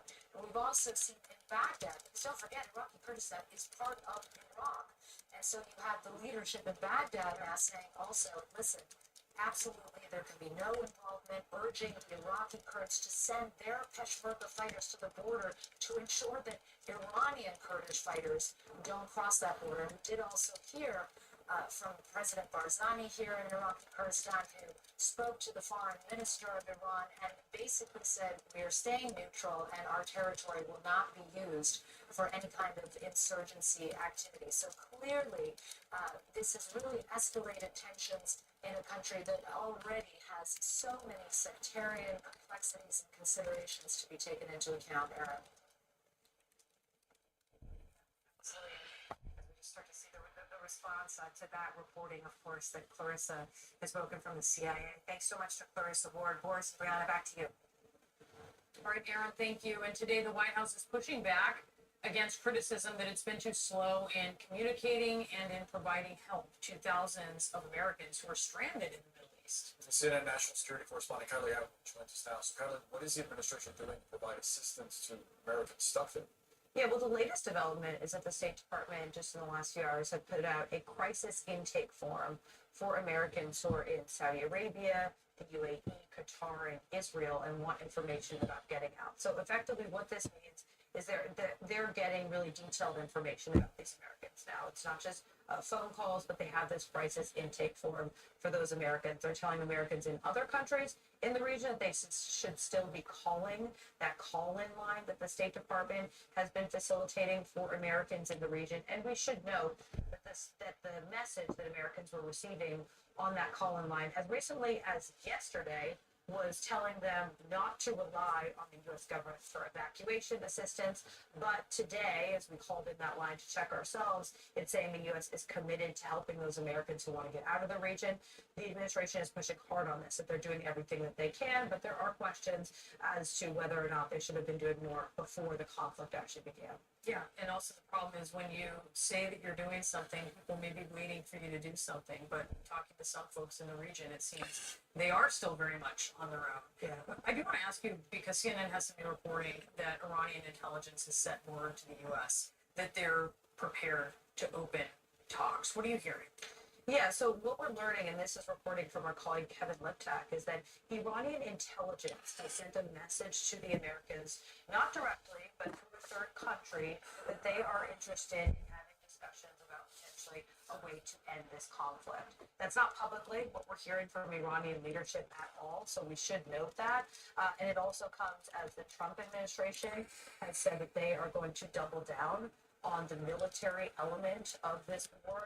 They are not trying to look for engagement at this time with the Iranians. As far as we can tell, Steve Witkoff, who has been leading those diplomatic talks with the Iranians before the war broke out, he is not in touch with the Iranian foreign minister, who is his counterpart, as far as we know. So creating an off-ramp here doesn't seem likely in the near future, but this is a space for us to watch, because the administration has set out their military goals here, and one of them, according to the Secretary of Defense, is no nukes. And when it comes to the nuclear program that Iran has, these strikes by the U.S. can further diminish the infrastructure that tries to support that nuclear program that Iran has. But when it comes to the know-how of military capabilities, that's still going to be maintained within the Iranian regime. If they are to remain in place, trying to make sure that they don't, in the foreseeable future, try and again develop a nuclear weapon, that will be diplomacy. That's not going to be solved by military action.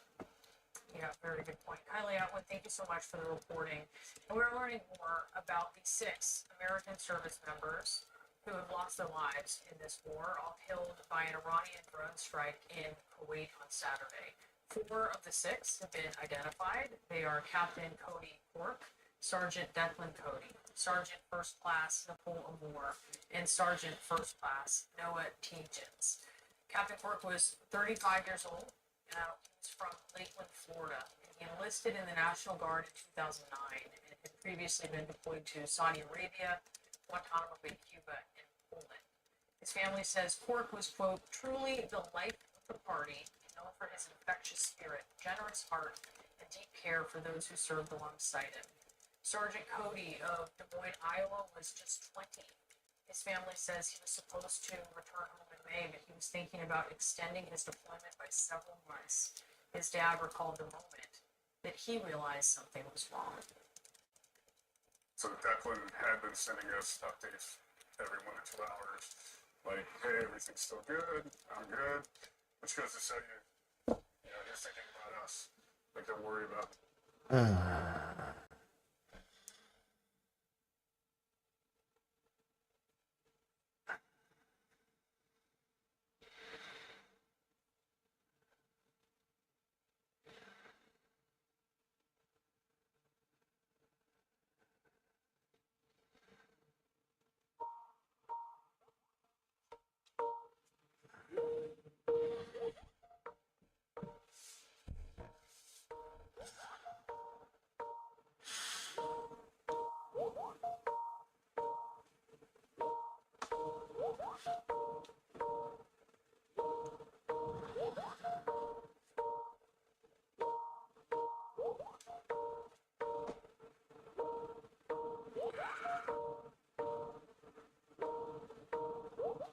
Your call has been forwarded to an automated voice messaging system.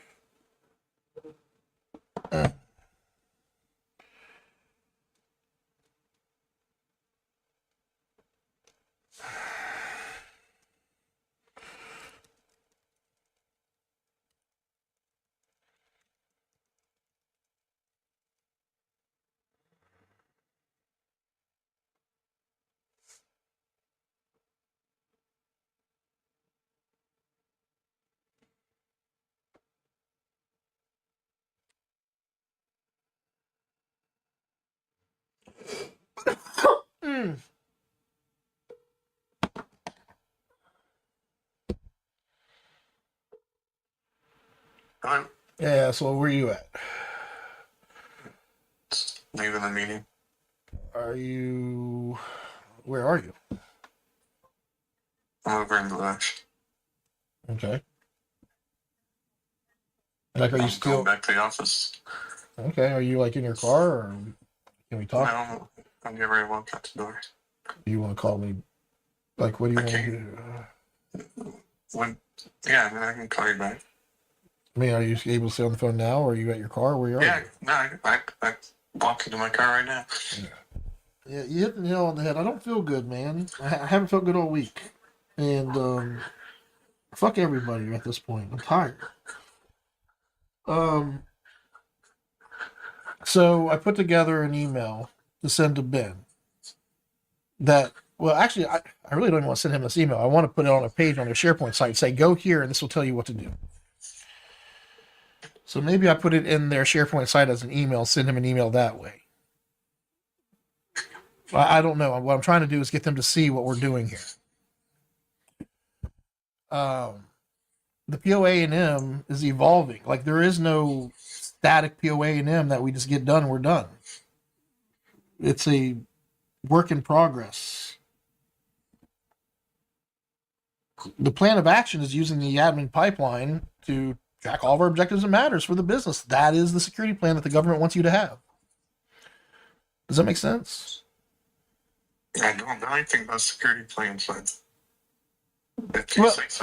so any tech plan, right? So what do we do in IT? Well, the IT department is to keep the technology managed, all the licensing paid for, the systems up and runs with and works with administration to ensure that whatever policies they have in place, that we can uphold those policies with IT. Now, I know you've never worked for a place that I get it. Nobody works at places like this understands this mindset. I'm bringing us security from a very simplified structure. And for us to break down in a very simple way what objectives and matters are, and for us to work as a team. Any manager or leader of a company should know how we deal with things. We need a playbook.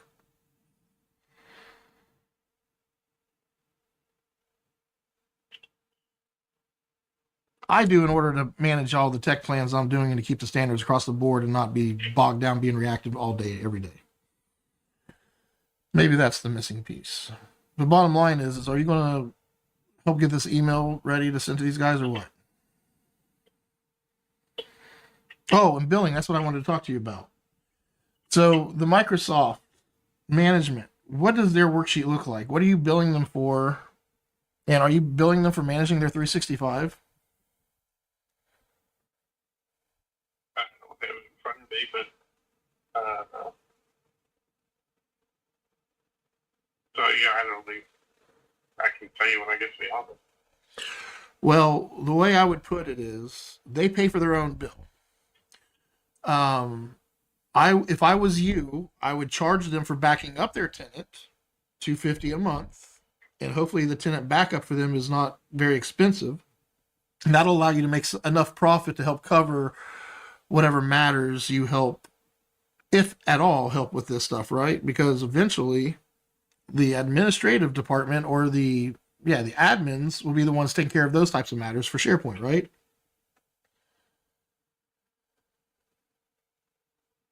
I'm sorry, you cut out. Who's taking care of the matters? For We're gonna hire. For SharePoint, the administration department does that. So it would go in the admin pipeline. Anything in the admin pipeline under administration is my responsibility. Anything under the admin pipeline under IT is your responsibility. And just because if you look at the pipeline, there are some things that are under IT, but I have to do. Like I built out their tenant, didn't I? Yep. And you did the migration. It's all still your responsibility to make sure those things get done. I support IT and you should be supporting administration. Fair? Yep. It just lets us know who's responsible for what. That's all. When I play this game, when it comes to governance administration, what it's supposed to do is say who does what exactly. And it has to be clear. That's what the government wants. This is my way of going about it. Does anybody have a better way of going about it?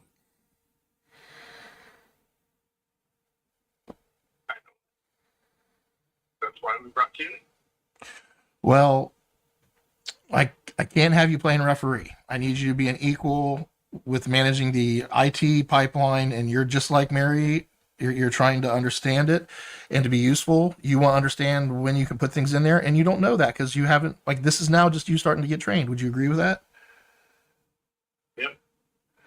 So I think there's a lot of value going on here, and you can already let Ben know that, hey, I'm paying for this too. This is my time. I'm not billing you for this, Ben, but I know this is advantageous and we need this in order for us to be compliant and secure for our clients. So this is the direction CPCS is going.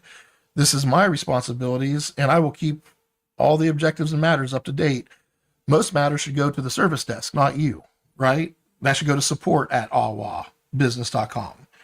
And if you guys want that forwarded to your service desk, then fine. But I don't know why you wouldn't have it just go to the MTP service desk where all MTP clients get the same treatment.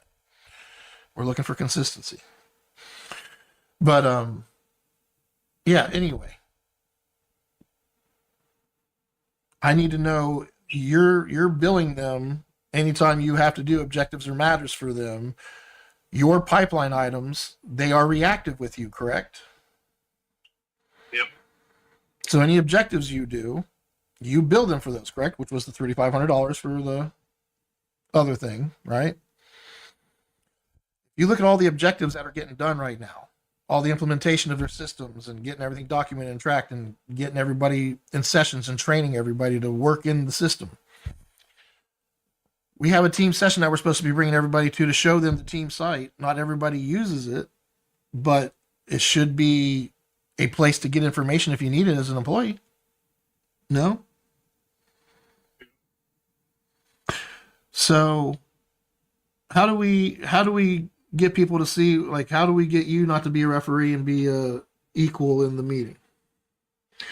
And what are you billing them for when you do everything? Objectives and matters? Yep. I'm telling you, you keep doing shit for free. It's just fucking absurd. But when you do an objective for them, like moving files over, like you're not really giving them any kind of, here's what I'm going to charge you for working with you on that. Like I get paid to facilitate and create the plan and make sure the policies are in place and document. Like I am the administration. I can help do the IT stuff, and I'm here to do the engineering and all the other stuff. But I will wear that hat when I do it. And we have to qualify what work is for Cincy PCS and what work is for Navicore. If I'm doing an objective for IT, that should be Cincy PCS build.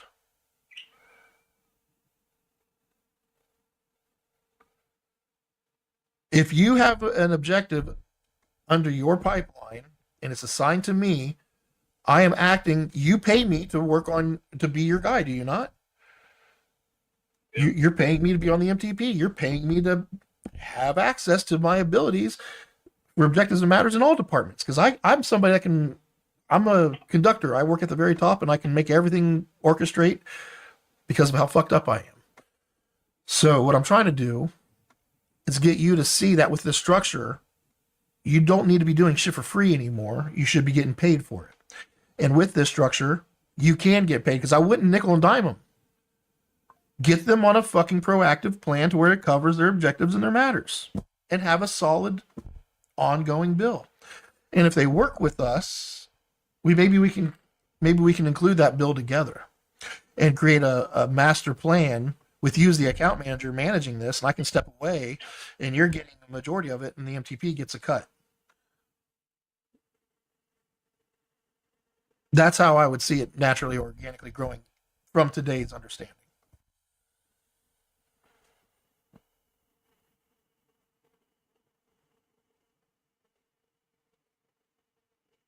Right, but like, who's gonna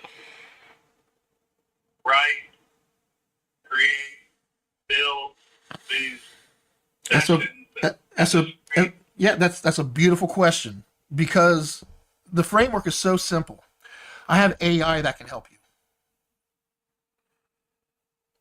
It's no joke.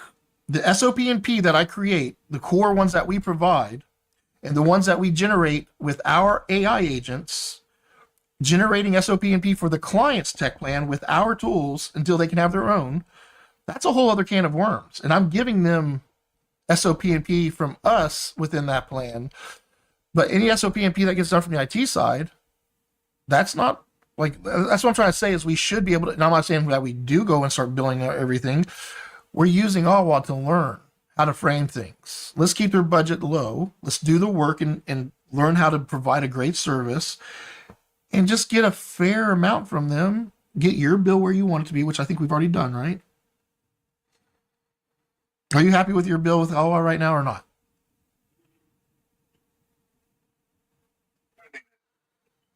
better. It's fine. Where is it? And that's with them paying their own Microsoft, right? So just continue doing what you've already done. Don't go start trying to build them right now for objectives and say, well, Joe said I can do, like, don't do that. Just understand that's where we are right now while we're working with them. And the next client will be more aligned and we can set better expectations. Ben's a friend. Yes, he's a guinea pig, and I feel like we're being beyond fair for him.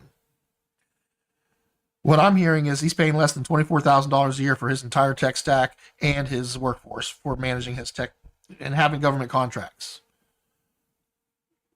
Whatever he has to pay reactive outside of that, I'm sure there's other things and other services, but he's getting a good chunk of his tech stack and the people to support it for that price. That's pretty good.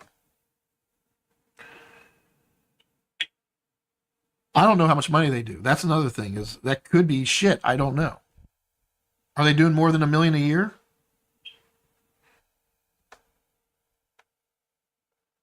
I mean, I'm sure they are. a million doesn't mean anything. Well, if they have a joint if they have a joint venture that they can lease portions of this tech stack to manage that joint venture, and they can charge the CPW, whatever the fuck they're called, $500 or $700 or something like that. Like that's why I want it built out, and that's what they should be doing. We want to help them. We want to get fairly compensated. We want to help them, and this is the way that I would go about it.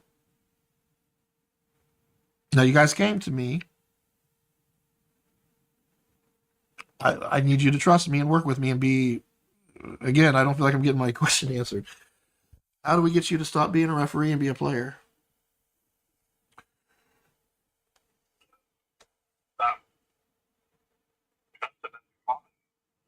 Motherfucker, you're not hearing me. The only reason why I'm getting worked up and pissed off is because you're not helping. It actually feels like you're on their side trying to say, calm down. Like it's not referee, it's, hey, just do what they want. That's what it feels like. Well, no, I'm just trying to. I think they're just asking for something very simple, Joe. Just do what they're asking. Like, that's what was coming out to me. That's what I'm saying.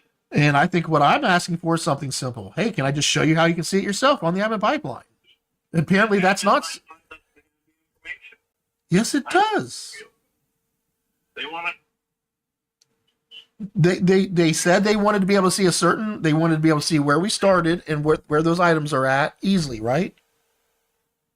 Right. So now they have a whole, I told them that I can take some time. If they don't want to do it in the session, we can work on other things, but I will work on that. But you guys were also asking me just to pull together a report and do all this shit. And that to me is duplicating efforts. Let me finish.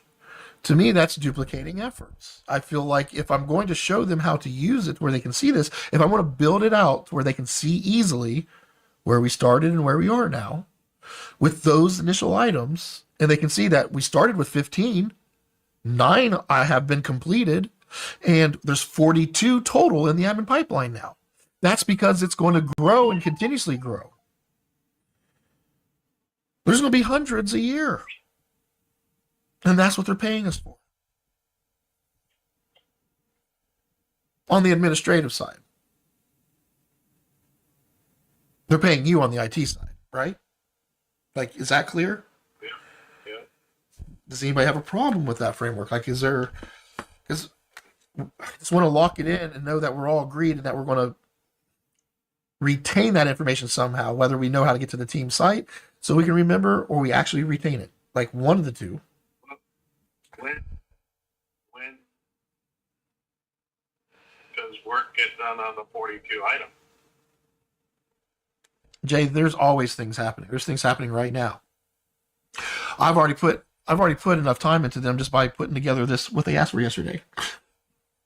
So they've gotten their 2 hours already this week. I am working on things. You don't get it. Just look at their environment. Every time we have a session, that's why I refuse to stop, go build something somewhere else to send to them, because we need to continuously, these working sessions is where we have time together to build out the tech plan. So as we're talking and reviewing things, I'm building it out. When we walk away from that session, every time there are improvements made to this site, I've made it part of the agenda. So we're moving at their pace. And when they take the time to talk about something forever in a meeting, and they go blaming me for it when I'm just trying to stick to the cadence and what they signed up that spells it all out. And if it's not clear, I'm here to help make it clear, because we can't move forward until it is clear. So I will stand here and apparently be a dick about it. I'm not trying to be a dick. I'm trying to get you guys whenever you're green and ready to learn, because I thought I was the one helping you guys.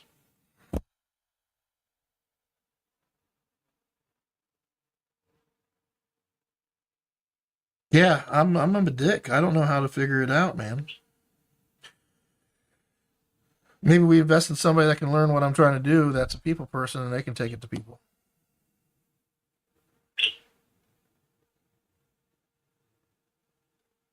Yeah. Imagine if we just had some people that would take that initiative. I wonder if Joe would even be willing to show other people. Probably not. He probably wants to keep it all to himself and be a greedy bitch. It's not like he does it for free.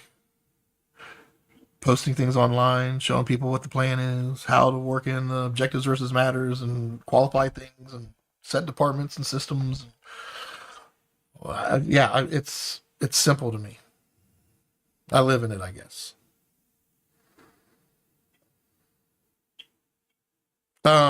So right now, it's fair to say that we're not billing them for IT objectives, but we should be cognizant of that moving forward. So if we do go to do something and they're going to be like, why do I have to pay this? And we'll explain. This is an IT objective, and Jay bills you for reactive, like they are reactive, right? They're not paying for proactive, right? Right. So he's covering your assets and he does support. Remote support's free, I believe, based off of the model that we created, the experience we created. But if he has to come on site, or if there's a project that he has to do, like upgrading a server or something like that, that's billable time. So administration, because we know we're always doing stuff and like as Jay's changing the IT, we have to keep the administration documentation clear and keep the government happy. So we're sitting here making sure all that's done, and we're not going to nickel and dime you. We're just going to charge you $1,000 a month to do it. Now, if you have a big objective that's coming up and you need a bunch of my time in a month, I'll look at the quarter and say, is there a way I can maybe do less rest of the quarter and keep their budget the same? Or do I need to bill for them more? I'll even have that conversation with them, give them an option, see what they want to do. Because I'm a fucking nice guy like that.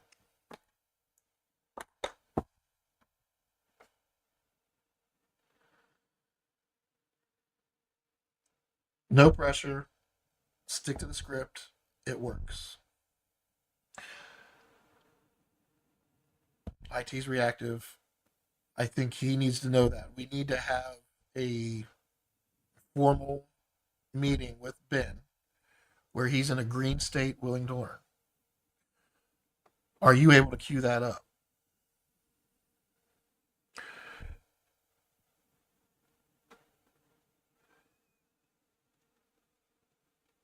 No. Have you talked to Ben today? He told me to tell me that we have a meeting late yesterday. I told him it was a little rough in the middle, but we got some things accomplished. Did you tell him that we've given him a solution to get the update he wants? That you made a lot of updates to the admin pipeline. No, I really didn't make a lot. All I did was added 2 columns. One that's called POAM Phase 1, so that way all the initial objectives that were part of the initial document that we sent of the POA and M, and then I added a POA and M where I gave it like each section. There was a few 6 sections, I think: administration, IT, then the service groups. So I did the it's simple. Once you go to the POA, the Phase 1 POA and M, that's a real time update of where we are today.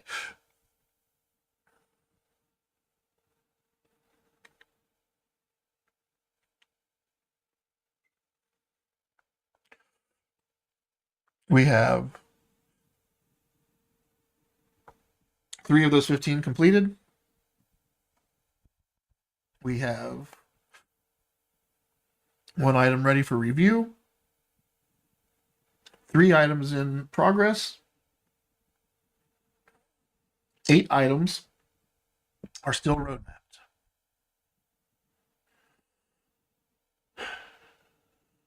Private cloud. I think once you go in and update your items for IT, this might be more accurate. Not everything's roadmap. Like, we haven't went over workstation standards, right? We need to do that together. But part of that is one of the child objectives for workstation standards would be to get them all on pro licensing. Like, it's workstation standards where we're going to get all this. We're going to get all their workstations up to standard. And this objective, we haven't started that one, right?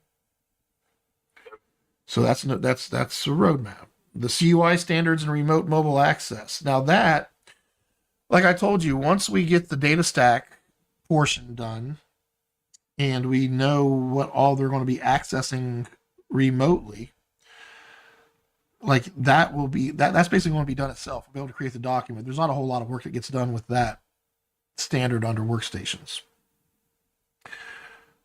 M365, the tenant build is completed. The M365 migration is ready for review, meaning we need to review the progress of where it is. I don't believe it's all completed. I don't think we have all the punch list items done. I want to keep it open for a while and watch it and make sure we feel confident to close it.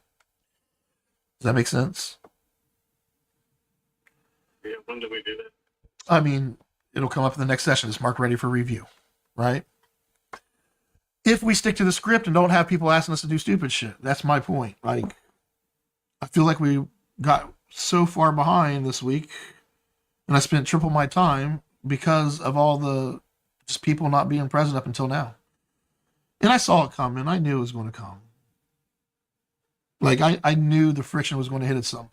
I just didn't think it would happen this soon.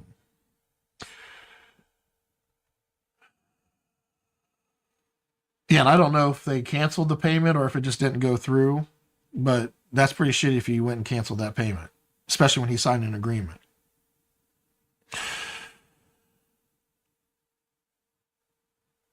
I'm assuming that's between me and him, and even if he did tell you, you wouldn't talk to me about it because you don't want to be involved. I can tell you that we did not talk about And good deal.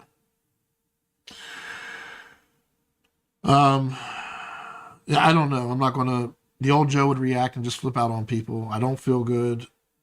I know I'm going off on you, but I'm really frustrated with you, bub. I love you. I just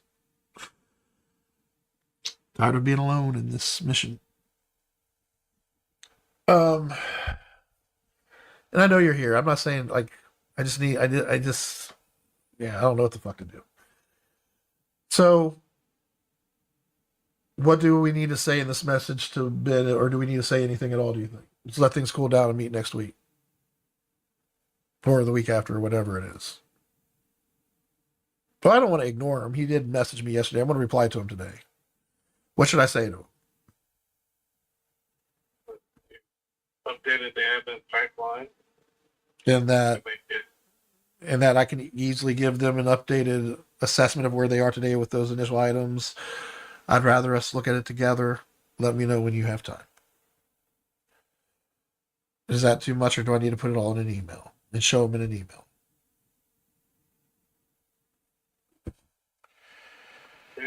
I mean, if you think that you can answer their questions, I don't know that their questions changed. I mean, they just want to know point by point. You know, this item is we're gonna start working on this item next week. This item we can't do until this happens. This item, you know, we've laid the groundwork. We're getting ready to start that. This item, and it could have been done in like 3 minutes.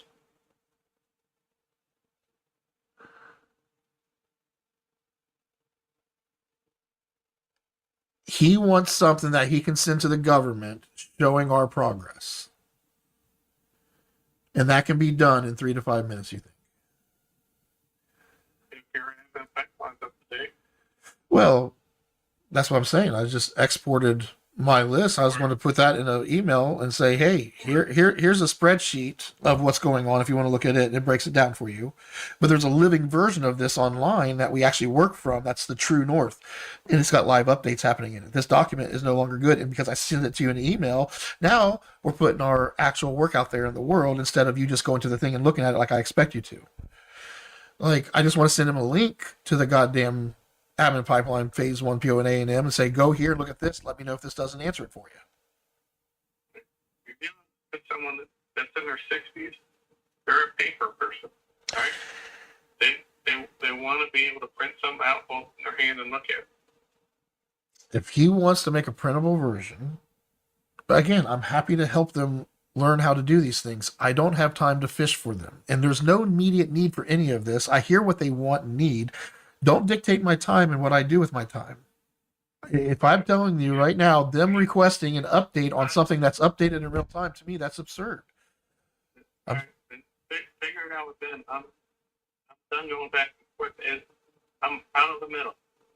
Like, do give them as much or as little as you think that you should give them, and be done with it. Yeah. Thanks for your feedback. Have a good day.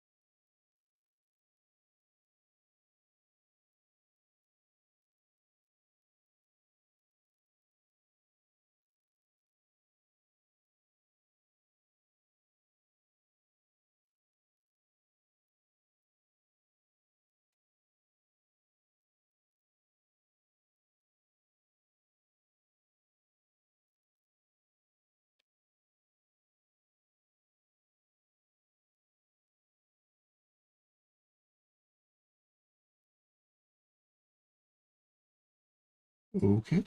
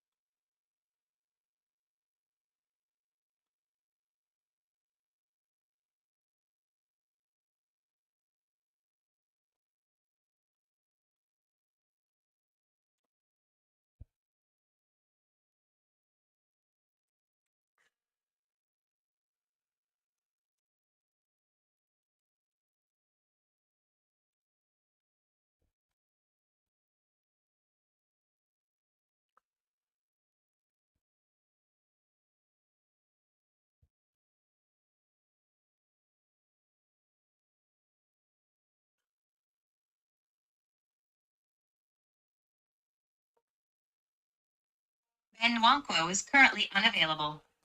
Please leave a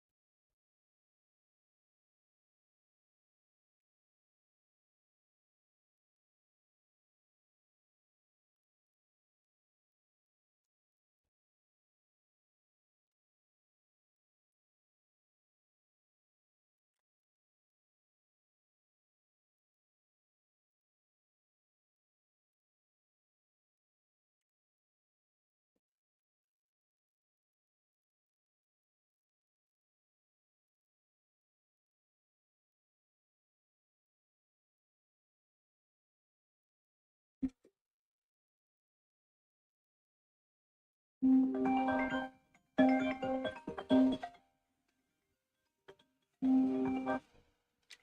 babe.